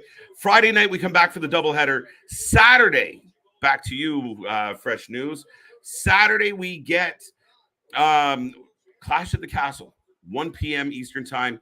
We're calling it Brunch with the Boys. Those out in the West Coast, maybe Breakfast with the Boys. But we are going to kick through. We're starting at 1. We don't know when we're going to end, but we'll be here all day long on Saturday. We're looking forward to that show. We're excited. The Triple H era continues, and we'll see what this pay-per-view looks like. Lots of speculation, lots of rumors. We'll see where it goes for that. Then Sunday, we get at 4 p.m. Eastern Time, we get NXT Worlds Collide, NXT UK versus NXT straight up 2.0, I guess. But with these two shows, we're going to dissolve some belts. We added 4 matches on last night, so the card is stacking up. It should be a fun show, and that bleeds directly into AEW All Out, if nothing else, their pre-show. So we'll see when Worlds Collide go off the air, and we'll also be here Sunday night. The official start time's 8 p.m. The pre-show 7 p.m. Of course, we will have been on by maybe as early as 3:30 in the day already, and we'll be rolling through Sunday night. As we say, as we do, we show up every night, folks. Or, you know, most of the nights, but nobody does it at the pace we do it. We are live for 20 plus hours per week, and that's on top of jobs and doing this. But yes, Fresh News, that was a very long-winded answer. As Yuta rolls up, there you go. Yuta gets the roll up on Martin and takes the win. MJF's the Joker. Nah. Cut the shit. No, I'm just kidding. I don't know about that one, Victor.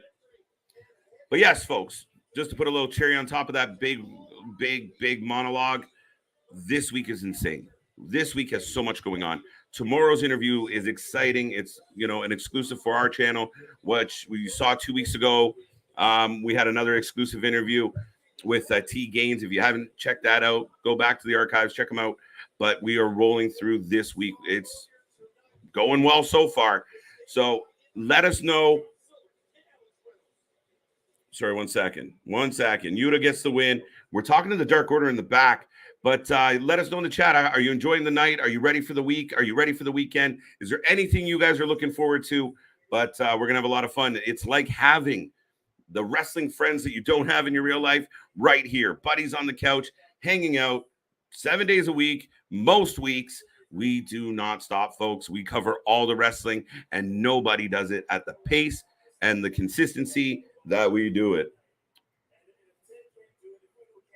Answer still longer than the first Mox Punk match. It's like I just fit in 4 Punk Mox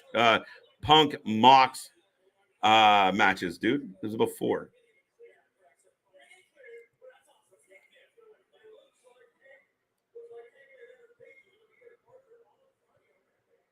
There, we kind of knew that was going to happen. So this is what's going to happen. There you go. So now it's the Dark Order with Hangman Page. We saw it coming. They're going to beat the Best Friends on Friday. Think about this, folks. And you guys can say I hate AEW or I'm shitting on AEW. But this whole trios thing has been bullshit from the start. And people are going to, oh, we love the trios. One, ROH had a trios division. And if anybody wanted to be a trios team, ROH was the place to do it. As soon as Toni can figure out how to give us some ROH wrestling on a consistent basis, that's where you should have left the trios. 1. 2, the Young Bucks ran away from FTR, and that's, you know, kind of how we ended up here. We can't have the rematch with FTR because we have a big angle coming. Bullshit. We all knew that the Bucks and Kenny were going to be the first ever trios champions a year ago. Talked about it, and it's coming to fruition. But you have this trios tournament with all these really solid teams.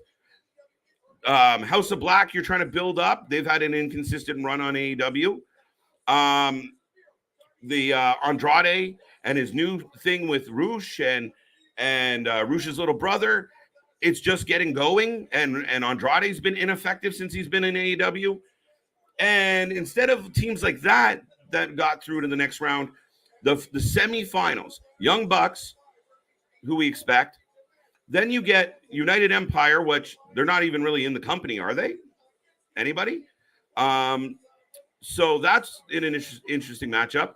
On the other side of the bracket, in the semifinals, you book the Dark Order and the Best Friends. And that's why, to me, Toni can't get AEW past 1 million viewers. It consistently hold past 1 million. That's why. Because when he has a chance to book and put, Death Triangle, win some, lose some, win some, lose some. Why are your final four not Aussie Open, Death Triangle, the Bucks, fine if you want to throw them in there if you like them more than I do, and the House of Black? Why is that not your final four? Because you're loyal to the indie fan, or you're loyal to the indie wrestlers that you had in the beginning. I don't know. But now the final is going to be Paige with the Dark Order against the Bucks and Kenny Omega. So the crew's all back together. So they don't play well with others. They decide just to build a division and hang out with each other. See how that goes? So I'm not the biggest fan of the tournament. I'm not the biggest fan of the belts. I'm not the biggest fan of the Bucks. Nick's going to hate me for this, but I'm not that big of a fan of Kenny. I'm not. We'll argue about it tomorrow. But that being said, this tournament didn't go the way we expected it. When they first announced it, a lot of us talked about, House of Black. Wouldn't they be great as trios champions? Nope. They lose every second match. Death Triangle, they've won how many matches ever? A handful? I don't know. You built all these trios, and somehow we end up with, the OGs of the indie movement all together. The Be the Elite YouTube channel come to life on AEW Dynamite. That's what it feels like. Let me know if I'm wrong. Let me know if I'm crazy. I know we got a lot of... Where's Robert while I'm shitting on AEW? I'm not a fan of interim champions. That's my opinion. What do you think about interim champions, KJ? I don't want to say absolutely I hate them or dislike them. There's a time and place for an interim champion if it's something short-term or whatever. But I prefer can't defend it in 30 days. It goes vacant, and we find some other way to get a champion. The belt has to be defended. That's my opinion. Even with the WWE, I think Roman should have to adhere to that rule. Like, you can't take 60 days off between before at least wrestling.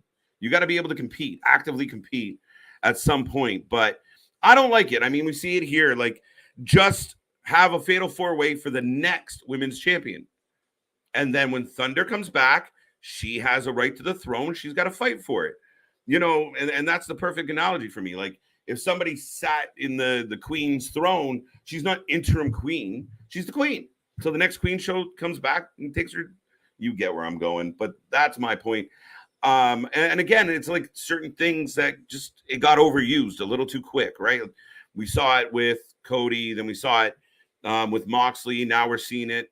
And that's where we kind of got rid of that interim match real quick. And I know Nick and a lot of fans thought that, giving it away on free TV, but it was almost like, we'll make him the full champion. I don't know what the point was, but yeah, I'd much rather just have it vacate. Wow. So we got about 25 minutes left on the clock, and the main event is kicking off, folks. So for the third week in a row, the main event is a trios tournament match.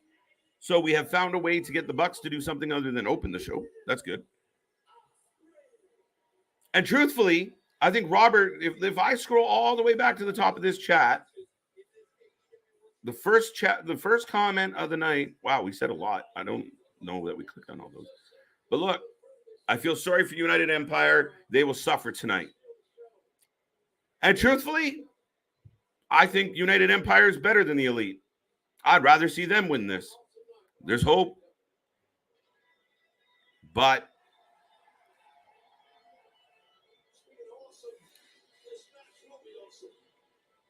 what do you think, folks? What's your prediction? Is the obvious going to happen? Anybody out there? I think Nick said earlier he's going for Aussie Open and Will Ospreay. I think that was a little hopium, but I would rather it. I would rather it.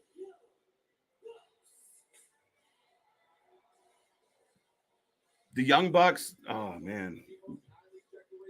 Young Bucks and Kenny for the win. I agree. Yep, they only like interim champs, right? Hollywood going the Elite. Welcome to the show, by the way, and anyone else I didn't say hello to. I want wrestling to go back to the 30-day rule. Look at that. Great minds think alike, Edward. TK should have. Teo Leone Con. Here we go with the intro for Kenny Omega, which is always grandiose.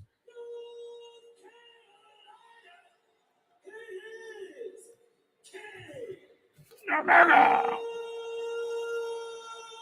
feel like my shit is loud. TK should have had Teo Leone Con and Brian Cage. Oh, I see what you did there. In the tournament since they signed with Ring of Honor.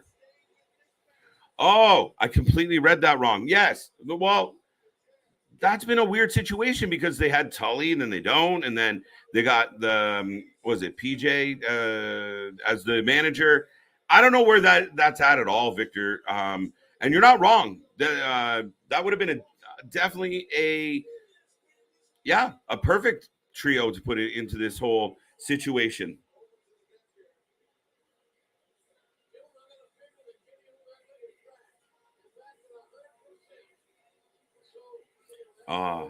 Listen, I'm going to say this on the record, and I'll probably repeat it again tomorrow just for fun.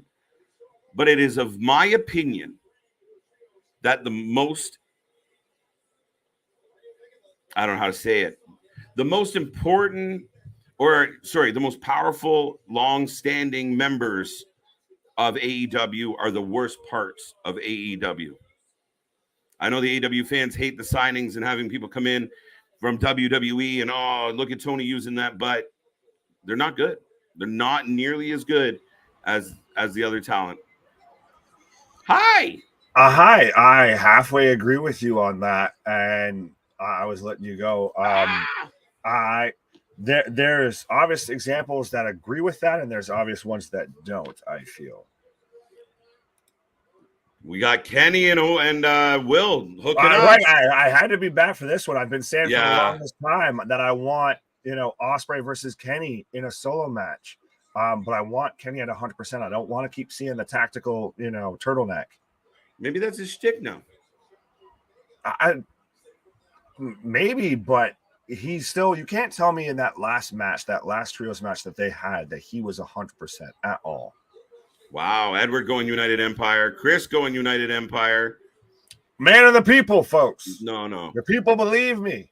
Adam Page agreeing to join the Dark Order, which we knew was going to happen I thought he was just instantly part of the Dark Order. I didn't know we had to beat everybody up for it to happen. Leader. Like when he turned down the Bucks and said, I got to stick with these guys, I thought that meant they were in the trios tournament together, but I was wrong. So, dude, it trips me out that once they announce, Hangman is going to join the Dark Order, right away I was like, Bucks are winning for sure. I still, and I'm might be the hopium and all of that, but I'm holding out hope. And I guess like what you said of certain AEW OGs are the worst and best thing about this company at times, most times often lately the worst. Corkscrew moonsault by Ospreay off the top rope onto everybody. But I'm still hoping that this this whole storyline with like the cease and desist and the off the air promo between Omega and Ospreay lead to something that maybe United Empire sneaks the win, and so now Kenny's got to chase down Ospreay, something like that. Right. I feel like a Kenny versus Ospreay match on AEW works better if Kenny's the one chasing versus Ospreay chasing. Right. Now the funniest thing, dude, that Ospreay hits the flip right off the turnbuckle outside, and out of nowhere we get a "This is awesome" chant 3 minutes into the match. Now, I've heard rumors and speculation and all of that at times that maybe Tony's going the way of WWE and pumping in some crowd noise and some audio. Right. He might have to. But no, this is so awesome. And I know we're still kind of talking and more ragging on the Bucks during this match, but absolutely. Don't let me this to me, and I've been beating this drum of why give this away on Dynamite. I mean, if you don't want my money, that's fine. I appreciate it. But this is absolutely something I would want to see on a pay-per-view. Why? Yeah, no. But let's be like straight up 100% at minimum. This should be the finals. Why is this not the finals? Why is this not the finals of this fucking tournament? If you want me to care about this tournament, why is this not the finals? Why the fuck is Dark Order it's Dark Order, but let's on the off chance say it's fucking the Best Friends. How did either one of those teams make the final of this? That is mark booking, period. Well, and it tells you the fucking plot before you even get to the end. It's one of those of that. Well, this whole thing's mark booking. We already been over that. That's literally the Bucks and fucking. I'll even give you Kenny at times as a mark for himself, but especially Young Bucks. But I think it's very much if whoever wins this match, is going over either the Dark Order or the Best Friends. Right. I remember back in the day when that happened. Oh, well, no, if we went back to the 30-day rule, we wouldn't have Roman right now as champion. And I want that. Right? I like the 30-day rule. So do the fans. But WWE can't do any sort of authority figure like Jack Tunney or anything like that anymore. Listen, everybody's now going to come out and cut a 30-minute promo and talk about what's best for business and everything else. Yeah, right. I mean, listen, it's that was Jack. As a child, we all knew when he showed up, we've all seen the meme, right? Like when this man showed up, we knew shit was going down. But he was short, sweet, professional to the point. No promo, no gimmick, no nothing. Hi, I'm Jack Tunney. And then he went into what the fuck was about to happen. Simple. Like when he suspended the Ultimate Warrior. Right? Or no, wasn't that Gorilla? I could be wrong, but still, if you're gonna do something like that, you gotta have like Teddy Long come out and like, it's official, player. You are going one-on-one with the Undertaker. Right? JV. Now here's the biggest part as the circle jerk continues. Once the Young Bucks and Kenny win, their first challengers will be Cole and Red Dragon. Right. It's because Cole's injured right now. Yeah. And I'm telling you right now, if Red Dragon, what's his why did I just fucking blank? I can see his face. What's his face? Fish and O'Reilly. Was he not suffering ball pain? Auto parts. The free plug, by the way. Right. O'Reilly. Shout out, no free shout out. Right. But is he not still suffering from ball pain? Oh! What? I thought he was out due to ball pain. He hurt his nuts. So to me, I was about to say more of if Cole or O'Reilly, whoever is hurt, but I know I think Cole was. If you say just had, 2 matches and then the finals for the title even if you had, Red Dragon and Cole versus House of Black, and you had United Empire versus the Elite, and then those two winners face each other, boom, there you go. There's your fucking tournament. You don't need the Dark Order. You don't need the best friends involved in all of this. You don't need this team, that team, and everybody. Listen, if you want the best friends to sneak a win in because, the underdogs get a win, they go to next round, but then they lose to the better team, and we get House of Black in the final, or we get Aussie Open and Ospreay, or we get fucking anybody but the Dark Order. Yeah. Oh, see, you're right. Gorilla suspended Vader. Well, I was thinking of the one where, and I appreciate that. I do kind of like to, I guess, stroke my own ego, call myself the Rolodex of wrestling. But I was thinking more of when Warrior kind of dipped out on the last run of WWE, and they suspended him, fired him because he wasn't making any dates, any house shows. Yeah, no, he was a shit show at that point. Do you remember again? They made him do like the apology to the kid that he was mean to, and yeah, I know he had some troubled times. No, I was still even saying when. Well, I still were like the whole time when Lawler took the picture. Blocks the ox cutter. He flipped right out of the dragon suplex. Wow, that was a good sequence. Hey, Nick, there's comments for you. I'll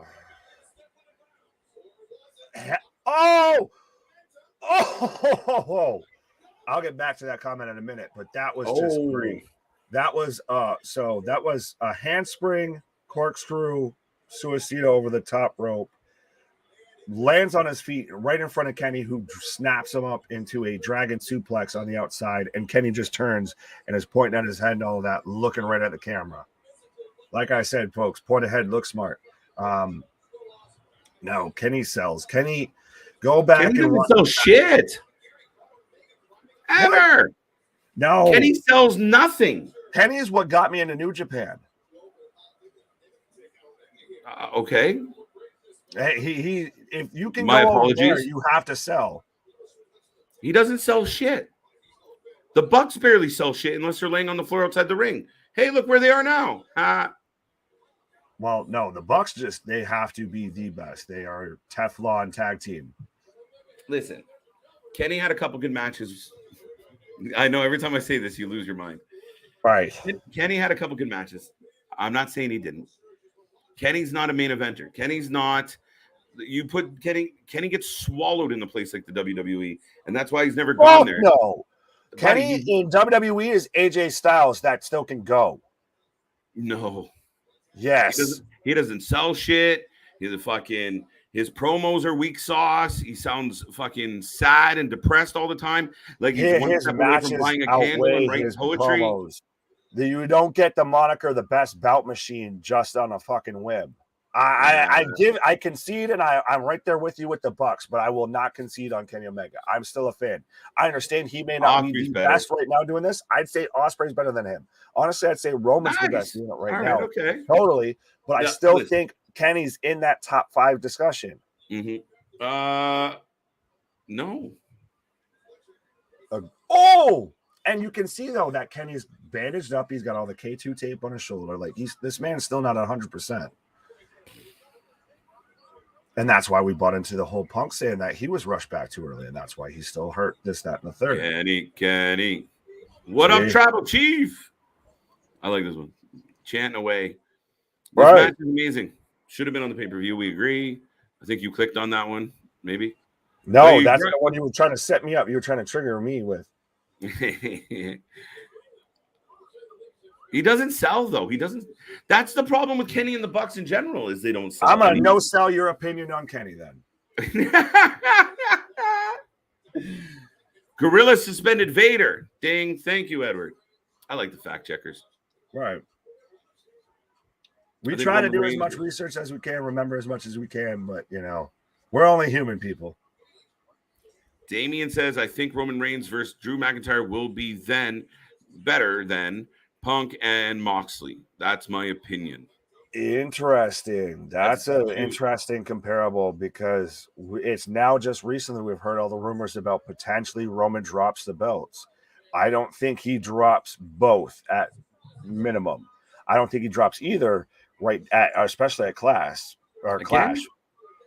But I think if he does, see, you mentioned Serena. Now I'm thinking she. But if he does drop one, it's the WWE. He's got, as we're going to see on SmackDown, he's got 2 years holding the Universal. Mm-hmm. Yeah, we're gonna have a Friday night. I wish tomorrow was Friday night. Friday night, we're having a 2-year celebration. I know some of you out there might know, but all I know is there's a celebration celebrating 2 years of Roman as the champ.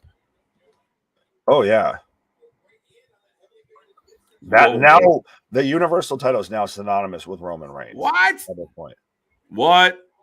Oh, see, that I don't agree with. Right now, Kenny of like a couple, like probably maybe 3, 4, 5 years ago, I give you that one to Roman then. Roman right now has surpassed that. He may not have, the Meltzer 5-star matches and all of that, but the way, the persona that means man nothing. has, that the character, the promos, the man's able to out promo Paul Heyman. He turns every match into a story. The man can sit there and shit talk during a whole match and just you believe every minute of it. Absolutely, that man is the best doing it. And that's my litmus test, Nick, is that if Kenny Omega was in Roman Reigns' spot right now, would he do it at that level?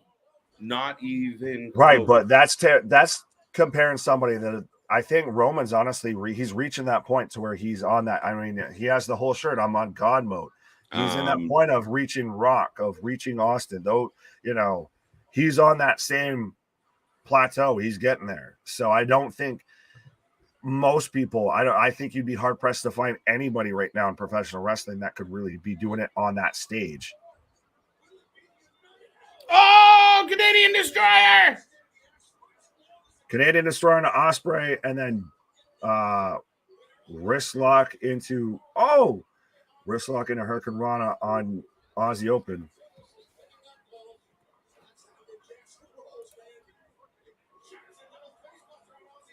Oh, tornado DDT. Kenny and the Bucks are not so machines. They're so arrogant that they refuse to sell any other wrestlers either finishing or signature moves during matches. Knees up on the 450. I will agree with you that the Bucks are arrogant. They very much think highly of themselves, more highly than most.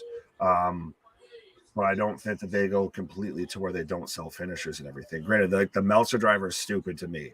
I hate that move. The one-winged angel is stupid to me. No, I like that. That was shit. Honestly for the longest time. That was the most protected move. It's an electric chair drop. Yeah, but it's fucking ridiculous. It's unrealistic. No, it's not at all. That was one of the most protected moves in professional wrestling. It literally takes him 7 minutes to get the guy up and position him and work That's together. That's because most of the time, by the time he actually hits it, it's been an hour-long match. He must be out cold, but if he's out cold and he's dead weight, it's the dumbest fucking finisher in wrestling. It's even awful. If you don't like that, you can't tell me you don't like the V-trigger. I don't like the V-trigger at all.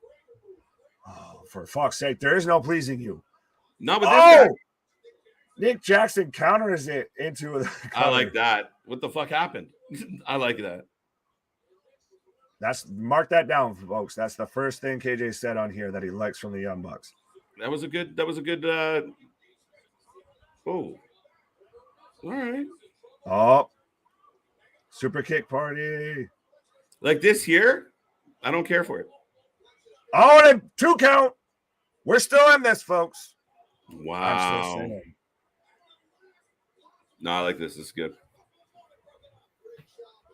Oh, Nick Jackson to the outside. Glory, glory, well. Escalera. Hi there. What's up, Hassan? Larry, folks, I know we haven't clicked on a lot of you so far. We're trying. It's at times, it's honestly, it's getting to this point to where this thing's popping off so much that at times it gets hard. It's been a good show. What the fuck was that? Oh! Did Ospreay just break his neck? Syllables, Gary. That was a shooting star press that was a shooting star press version of the Meltzer driver. Shut up. And he kicked it out. Count. Oh, but they sell, right? Wow. For a 2 count. And they sell shit. 2 count. And now we're getting Stormbreaker. We're getting Matt Jackson, the bad neck and all lined up for Stormbreaker. Oh, V-trigger.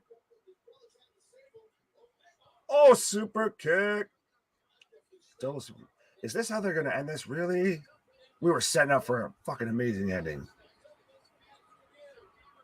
Even JR, something has to give. JR knows what's up. Legitimately. Triple super kick. Like, at this point, it's death to get a pinfall. Who's the legal man? I don't fucking know. Do you?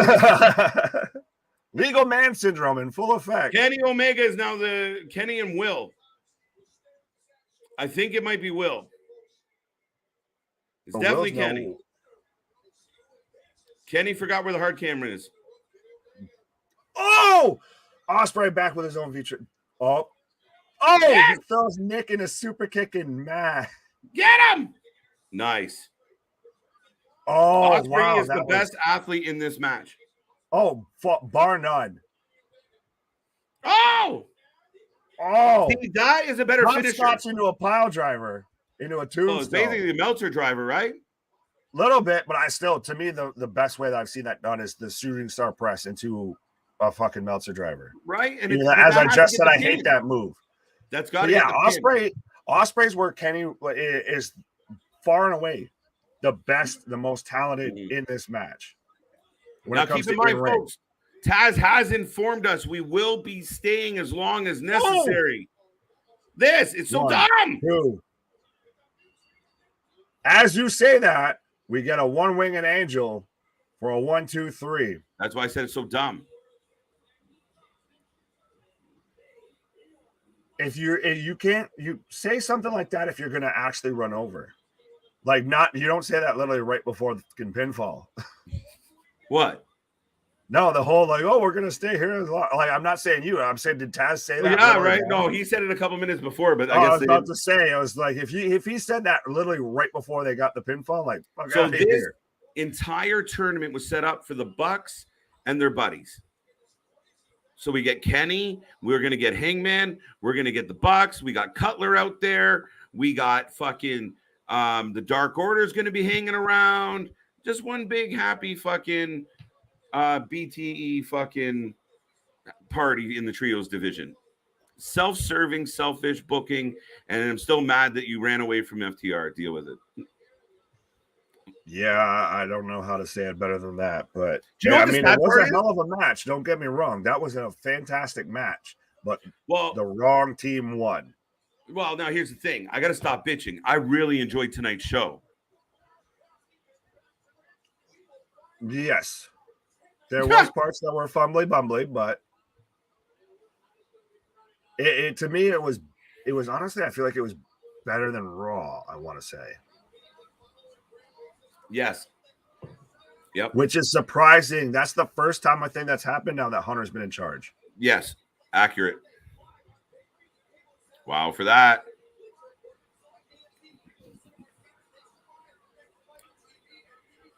All right, now the card's looking a little better.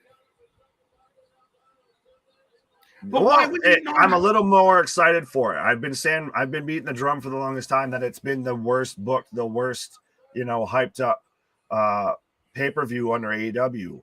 Mm-hmm. And now it's pulling itself out of that hole. Off the top of your head, without thinking, Punk wins Sunday? Punk wins, MJF fucks him over after. Okay. This match is amazing. Should have been on a pay-per-view. Nice Ospreay can. I just want to touch on a few of these. Hey, KJ, every time they announce Kenny, they say he's from Mississauga, Ontario. How far outside of Toronto is that? It's attached to Toronto. It's part of Toronto. Technically, it's the GTA. It's the suburb. Yeah, so it's the Greater Toronto area, which encompasses a handful of places. It's actually where I spent the majority of my life, is Mississauga, Ontario. See, that's why you hate Kenny. Like, you two probably like knew each other on the I block. fucking knew him, right? You, buddy. What I'm not your buddy, guy. I'm year not was your he friend, born? buddy. I thought he was from Hager, though. I don't know, but that would be funny. Did I know? I gotta go look through my old yearbooks. I think Jay White is better than Kenny Omega, and that's my opinion. Well, reach. I'll give you that. Really? One. No, I'm with you on this one, Nick. That's a reach. Oh no, see, I'm opposite you. I right now would say Jay White's better than Kenny. I'm so confused by you right now, sir. I'm saying Kenny's still. Well, no, I felt like you've been just completely poo-pooing Kenny. Period. Yeah, like, but I still think Kenny Omega is better than Jay White. I'm saying he's top 5 right now doing it. My top 5 would be Roman, Ospreay, Jay White, Kenny, MJF. The last two very much. I feel honestly MJF could slide up. Okay. On that list. Wait, my boy just popped up. I want to click on him before we forget anything else. Reach. Yes, I agree. This way, it'd be the kind of the spin of it all is Hangman Page turns on the Dark Order, reunites with the Elite, and they start being pricks again together. Maybe. Need to go back. I don't know what they do with Hangman at this point, especially after the whole belt back. That's what we built this company for, was so the friends could have a great time. Doesn't matter what's entertaining, just the friends get to hand the belt to each other and high five. We all get to joke around. We all get to, it's just one giant long Being the Elite episode. I did. I like the show though, so it's so funny. Larry says 6.5. What'd that say? American Night is coming, guys. AEW goes to Canada. There you go. Yes, the American invasion. Right. Taking back, doing the typical American thing and taking back what was never ours to begin with. Right. Is CJ just randomly saying wrestlers? No, because he's saying, I guess, that, with me having MJF in my top 5, that was, he's naming off people that should have been there. But to me, we're still talking about MJF right now, and this man hasn't been on screen in how long? MJF. So that absolutely, to me, cements him as, in that discussion. I would say, honestly, 6-man is still Wyndham. You giving it a 6?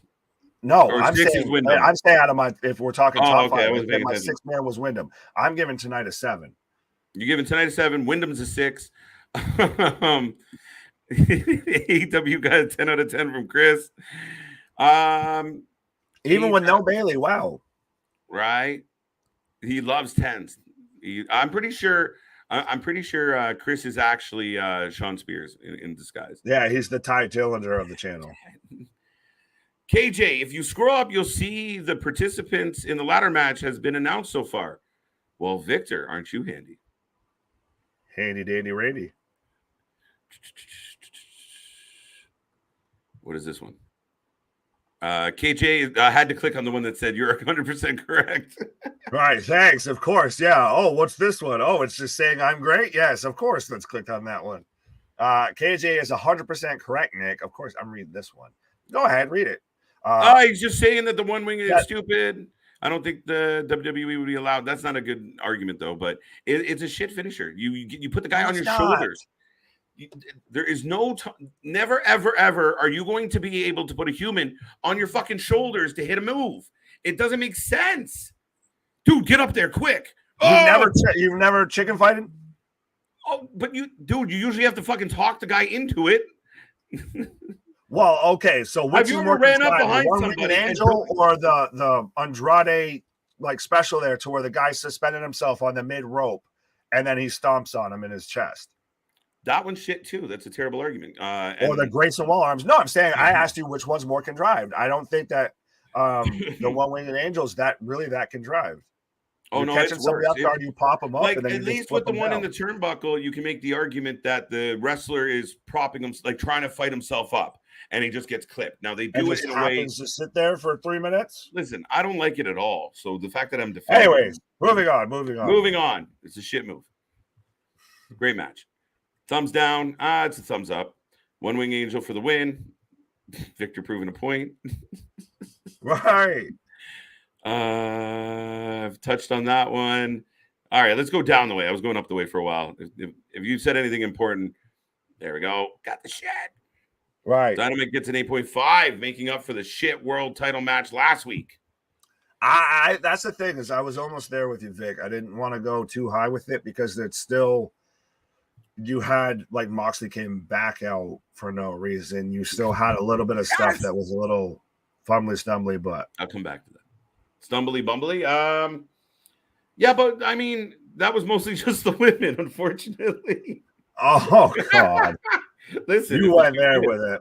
If the heels fit, I can't help it. But okay, I guess I could maybe give it a 7.5 because I'm more compelled to watch All Out than I was before. I'll give it that. Coming into the show, I said they had a lot of explaining to do as far as when you looked at the card on paper, it really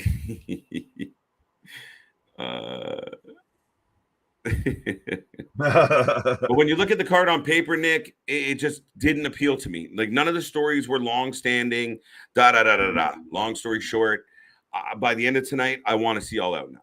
I thought the Punk shit with Moxley was great, except two things. One, the open challenge being scooped up by a fucking I know who it ended up being, but at the time we were like, who? And right. Who? It was just a weird way to do it. And then Moxley then I'll ask you this, and I'll ask the audience and everything. Which out of the 3 shows this weekend are you more excited for? Clash, Worlds Collide, or All Out? Personally, if I had to be asked right now, which I was, I think I'm leaning Clash right now, which I haven't said in months. I'm there with you. I honestly, that's what I would have said too. Even though, trust me, All Out before was almost not even considered in that list. It felt like you said, like a Quake at the Lake.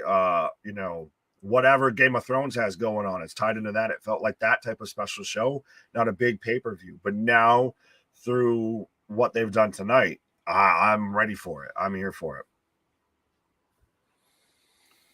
Yeah, I'm looking forward to I'm looking forward to this weekend, and we'll touch on that in a second. So, what if Punk wins? Then what? MJF. I'm better than you. That's what's going to happen next. Is the question here though? Like, okay, so they go into a program for the belt. Does Punk give it to MJF and take a well? The question to me is more of, does MJF screw Punk in Chicago? And then we get that angle, and it doesn't even have to exactly be for the title. It could just go back into that personal route. And especially because CM Punk's the OG pipe bomb, MJF's kind of the new pipe bomb. Or do we go to where it is for the title, which I still would love to see MJF hold that title. I think he's a guy that MJF could, or that AEW could rally behind and really get them maybe across that middle line. But it's going to be interesting to see where they would go with that, of whether you pair even Punk and MJF up, or if you go back into that feud again.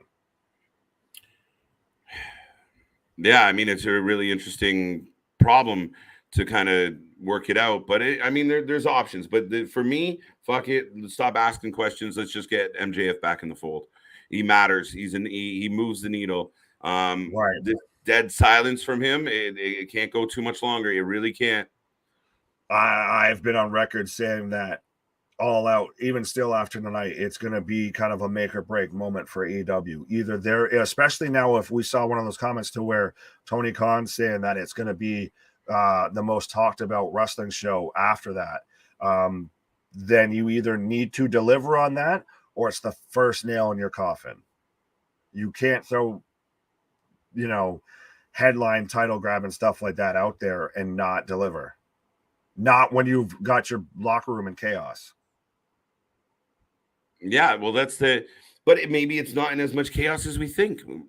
But it's weird when Meltzer's reporting that it's chaotic, because you think if anybody's going to know. Yeah, because if anyone's getting paid off by the Young Bucks, it's Meltzer for sure. But if the Bucks go to him and say, listen, this is what Meltzer, we need you to say the following things, it would really be interesting as far as pushing angles that way, right? Oh, well, absolutely. How, would it be to have someone that's one of the most quote unquote influential personalities, I guess, in professional wrestling that's not in a company or in a major promotion, I should say, that can throw stuff out there that can sway fan perception on storylines. Yeah, I mean, you're really hard pressed, right? Like, I mean, and again, it's not necessarily a bad thing. He's at that just a different level. He brings a different level of heat, and it's just the way it is. Victor's more excited about All Out. Well, I could see it after tonight. Here's one thing I'll throw at you. Saturday hits. If Clash at the Castle is a huge success, let's say something crazy happens, like we do get Bray Wyatt.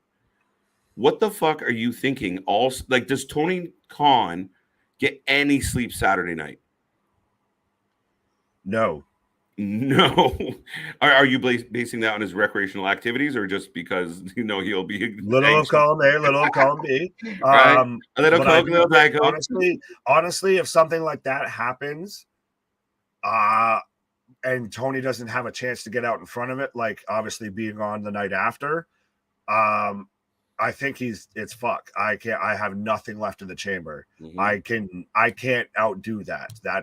I don't want to say it's checkmate, because I don't think AEW would say fold under something like that. Not at all. Mm-hmm. I think it's just one of those of shit. Okay, now we're really working from underneath here. Now we're really the underdog here. We need to get back into that mindset. What? I just picture like Tony Khan like sitting there looking at like, I don't know, pick a free agent out there right now that hasn't been scooped up.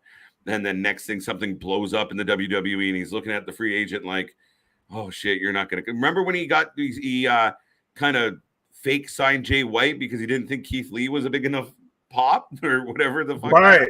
Right. Like, oh shit. Two's better than one. He just gets like the guy that never plays fantasy football or whatever. So he just starts reaching for like, oh, everybody's going this way. So I got to get him. I got to get him before he's gone. Oh shit. KJ, can you please read my last 3 comments? Anthony, I can't promise that. There's a lot of comments that got missed tonight. I assume and most of them are probably long. Yeah, and they're probably novels, and it's getting late. I got a bedtime. I can read at least one. Talking about specifically, it was a novel. Jesus Christ. Don't you get tired? No, go ahead. I was going to read it. Come on. No, I'm kidding. Go. KJ, this is what happens when you allow performers like the Young Bucks and Kenny Omega and Adam Page, EVPs, although Adam Page isn't an EVP, creative when they have no experience at a top level in that portion of the business. Facts. True. A little bit. It's a little bit like I've been saying it. The Young Bucks to me are the Hulk Hogan of professional wrestling. It's not going to work for me, brother. They like that they have creative control. Do you think Maxwell versus Punk needs to be a championship match? It would make it more interesting, but it doesn't have to be for the title. It doesn't have to be, but I think because they've already done that feud before, I think it does better if you have it for the title. Yeah. It's more compelling as the championship match, right, at that point, and it's a huge nod, win or lose, to MJF. Right. CM Punk versus Moxley world title match. Jade Cargill versus Athena for the TBS finals. TBS title finals for the AEW women's title. Oh shit! I was midway through that and you just cut me off. It was a finger slip. Even my thumb's getting tired. TBS title finals for the AEW women's title casino ladder match trios tournament finals is more interested in watching, or I'm more interested in watching All Out. I'm gonna give it to you, Vic, because that was a lot to try and say fast. Yeah, I mean it's compelling, but I think Seth Riddle, I'm totally jazzed for. I think Roman and Drew's going to be decent, especially under the circumstances.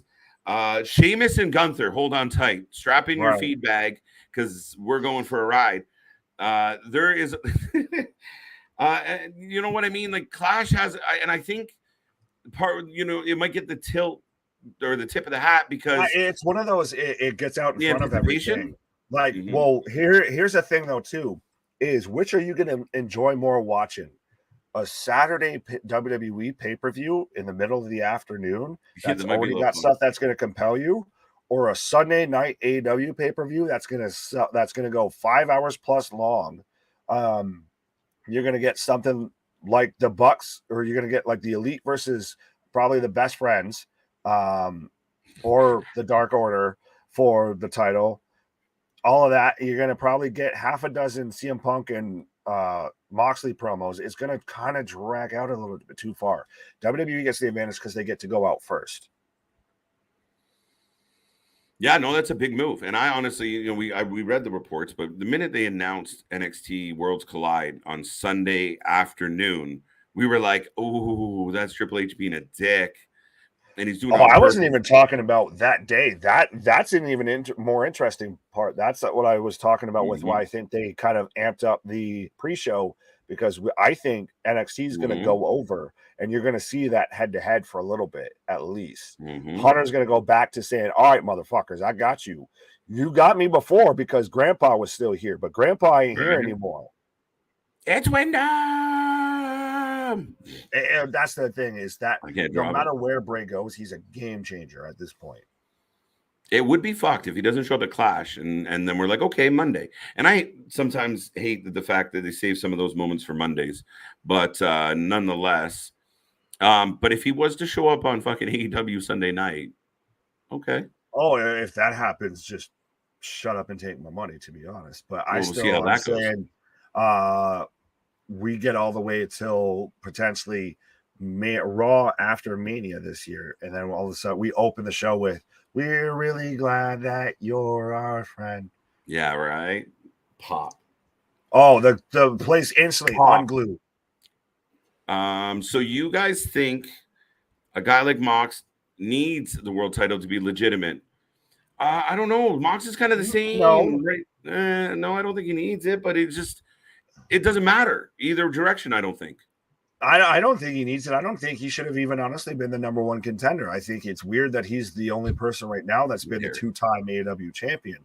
I don't think he needs it to be considered legitimate. The man still does, and still is the GCW world champion. The man still does stuff like that. He doesn't need the title in AEW to be looked at as, the badass. No, I mean, again, it doesn't really change his character. Like, he's never really the underdog champion. He's never really the overdog champion. He's just the crazy guy with or without the belt. John Moxley 24/7. Yeah, that's just him on. That's it. And that's why I think some of us, by me, I mean, it just got to that point of just being like, enough. He needs a pause. He needs to go on maternity leave and just chill out for a while. Not as bad as Jericho does. Oh, Hondo P. I thought Jericho was going to do that after the, and did I just say honey? Never mind. Anyway, I thought he was going to do it after the whole Pinnacle rivalry. Like, when that came to a conclusion, Jericho was going to go away, and he just kept coming.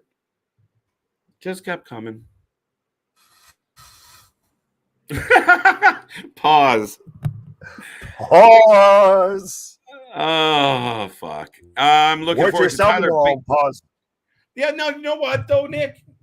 The little engine that could here. Damien's got a point, and a couple of people have mentioned it, but Worlds Collide has the potential to put on a banger of a show. Potential. To deliver a banger of a show.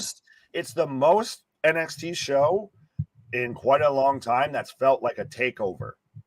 Right.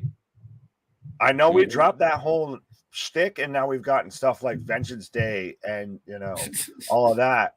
But I think, or In Your House, but I think this is the one that very much feels the most like one of those old school takeovers. And Tyler Bate versus Braun Breaker is going to be a hell of a match to me. I don't know who wins that match because it could go either way.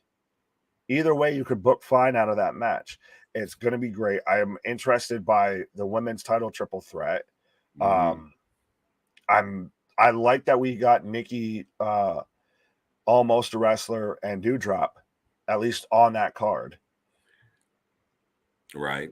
Thank you, Victor. Claudio, Yuta, Penta, Rey Fenix, Roosh, Andrade, Dante Martin are the names announced so far for the ladder match. Jesus Christ. Claudio doesn't quite fit in that list, but fuck it. Let's go. You know what that feels like to me? Do you remember the first ladder match for the North American title? Yeah. at the takeover before Mania in New Orleans, 34, with like EC3 and all that. That screams that to me of that match stole the fucking show. Yeah. Just looking at that list, it's like, all right, I see high spot there. I see fucking insane move there. I see craziness there. It'll be interesting to see how Yuta plays in that. How he works it out. It's going to be interesting to see how Claudio plays in that. Yeah, but he's been everybody in. Else you know is what I mean? like under the 205 weight limit, except for Claudio. Yeah, well, that's part of it. But I mean, I think Claudio will do well. He'll pick his spots. I'm not saying he won't. I'm curious how he will. He'll manage the acrobatic side of things. Maybe he'll surprise us. Oh, absolutely. I think I think you're going to get like a swing into a ladder. Right. Hey, Hagen, I got to revoke your T-shirt, bud. You're not coming. Sorry. No, I'm just kidding. I'm just kidding, bro. I'm just kidding. It is in transit. It was a little delayed, some procrastination, but it is actually moving. So it's coming. The Strowman at the Clash and Bray on Raw. Oh. Please don't. No. You have those in reverse order. If I'm gonna say, I'm twist my arm. If you're gonna do that, it's got to be in front of 70,000 people. Right. You get an international crowd that's just happy that WWE is there. The fucking place. If you've ever seen like soccer hooligans and all of that lose their goddamn mind, you would see that when Bray shows up. If that happens. Mm-hmm. Yeah, like if you get Bray Sunday night and everyone's like, oh my God, and then he shows up on Monday and there is like possibly a Braun or a Bo or a Redbeard or fucking Gacy, who knows? Schism. I know Fozzy has a European tour date starting. Yeah, go do that because I don't go out of I never. Yeah, please, Chris, go do that. Granted, I almost saw him the week, not too long ago. I was half tempted just to see, is he actually singing or are they just like hit play on the machine and karaoke? Right. Anthony says, do you think Trips is doing the breaker what he's going to do to Roman soon? This is clunky. Where he's going to take off the titles because he feels those two guys are Vince guys. No. Just because they got pushed while Vince was in charge doesn't mean that Vince was the only guy that liked them.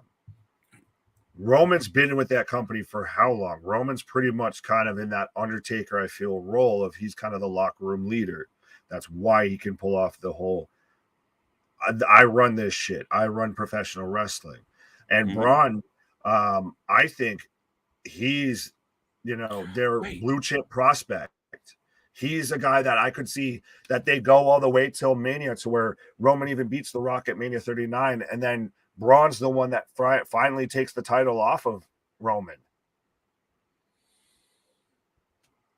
Really? Oh, like Braun Breaker, right? Not Braun Strowman. Braun Breaker. No, not Braun. No, I don't even think Braun Strowman's coming back to WWE. Can we I call? think he's kind of Ultimate Warrior himself out of there. Of just he's talked a little too much shit. Got a little too CYN. Got a little too EC3. The only way I'm okay with Braun Strowman coming back is if it forces him to call Braun Breaker Rex Steiner. I want him to come up to the main roster as Rex Steiner. That would make sense. That would avoid a lot of confusion. That would be helpful. Yeah, and then hype up the fact that he's a fucking second, third generation, whatever. Well, that was the weird thing. They did that to where you got Scott Steiner coming out there in his Hall of Fame speech talking about cows and swearing that they spoke English and all of that. But we're not going to give the man the last name Steiner. Yeah, it's the weirdest thing. They kidnapped my dad, Rick Steiner. But you're Braun Breaker. Doesn't matter. Right. Why do you care about the Steiners? Your last name's Breaker. Give a shit about the Breaker family. Right. Johnny, no need to be sorry. I know life happens. Some people have felt AEW is getting worse. To me, this was a little bit of an uptick in the right direction for an overall program. Oh, well, and as somebody who's live as much as we are, you very much know at times, honestly, when you're going into certain shows, the type of audience you're going to get, even just being on live stream and everything like that, based on what company it is, this, that, and the third. So absolutely no need to ever apologize. If MJF doesn't come out at All Out or the night after, then nobody cares about him. I get it. It's a very bad look. It's a very bad sign. And it's a very bad look.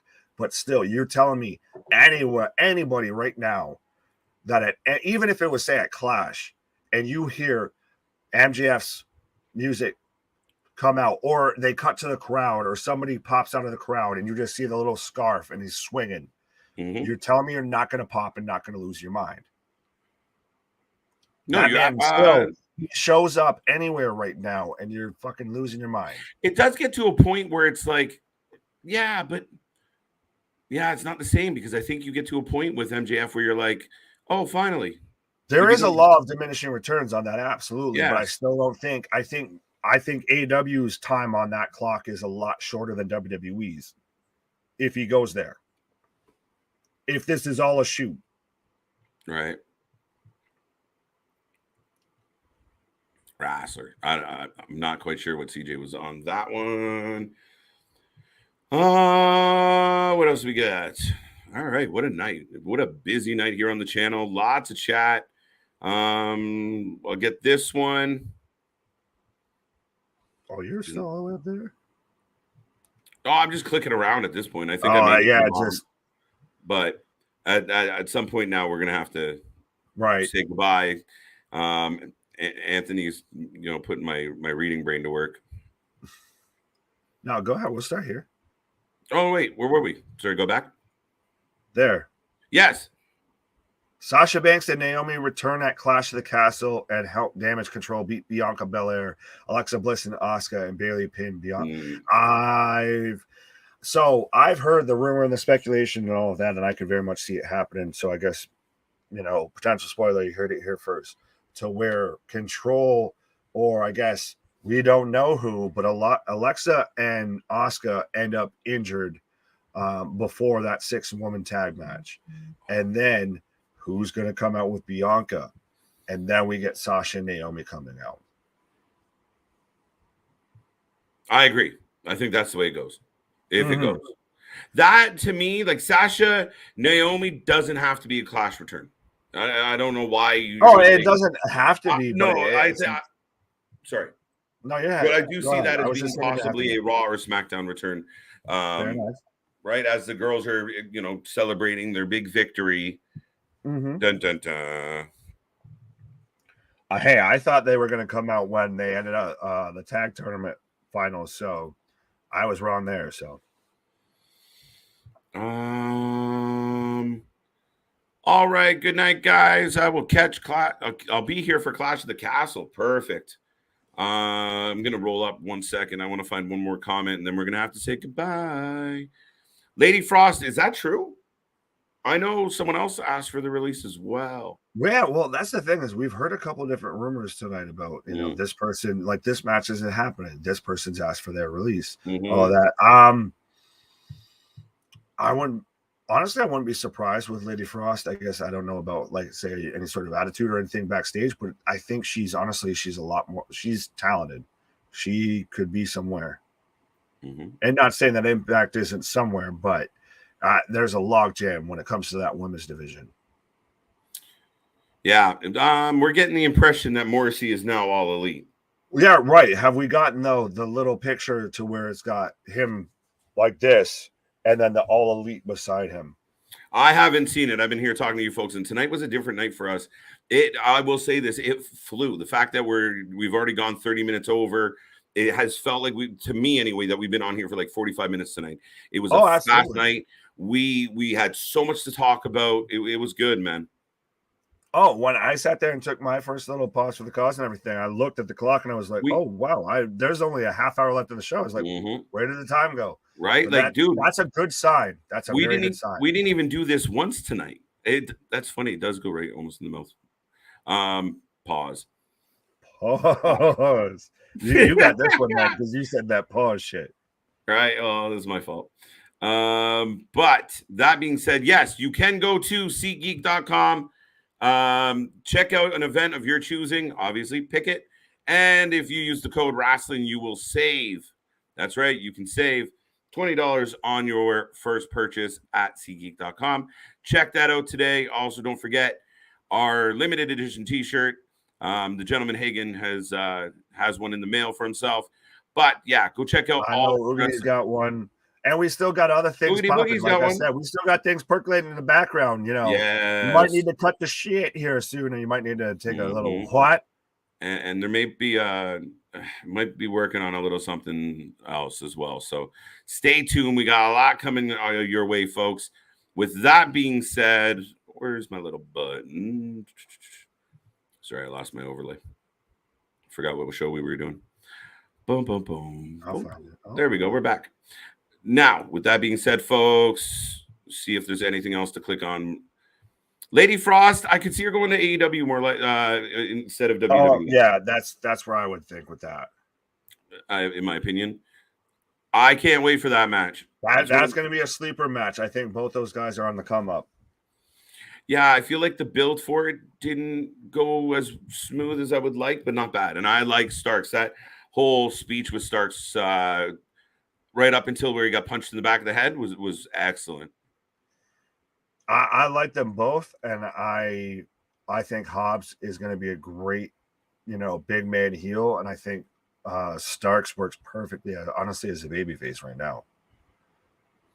Starks is a wicked babyface, and I mean I've been saying for a long time that the guy's a star. Like I think he's excellent, and it just didn't get to.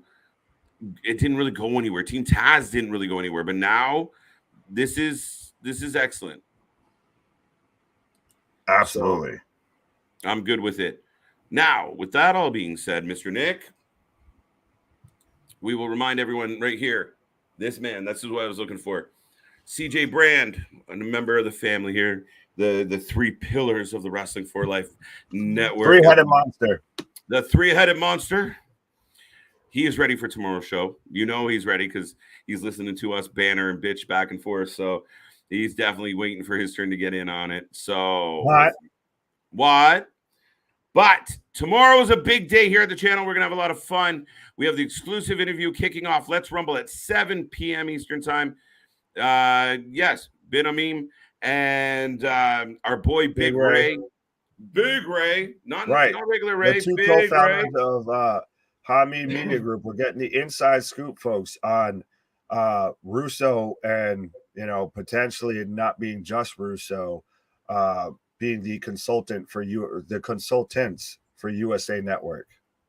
Yes. So the exclusive scoop, guys, no one else out there, not any of your other favorites, when you're allowed to have multiples, even though we're your number one, but no one has what we're about to get. So it's an exclusive interview, a little bit of insight into Russo, really great insight into two gentlemen that do what we do, have been doing a little bit of insight, honestly, into the creative that goes into making, say, like Monday Night Raw and all of that. Mm-hmm. I know we saw a clip. There's a clip out there right now. If you go check out their channel, where they were talking about the Money in the Bank, where, during COVID, where they had to run up into the roof and our boy Otis won. Well, that was still, I honestly like that. And I know my wife did. It was honestly one of the most unique Money in the Bank ladder matches. And it fit perfectly, I guess, for what you could do with that time. So I remember people thought Ray was dead. Right. Him and Alistair just got yeeted off the roof. They were right. That's why we got Malachi now. Alistair's gone. We got his brother. We got the Ezekiel to Alistair Black. Right. Good night, Larry. Good night, Victor. I like that. We even get people telling us good night and everything. I know, it's cute. To y'all, folks.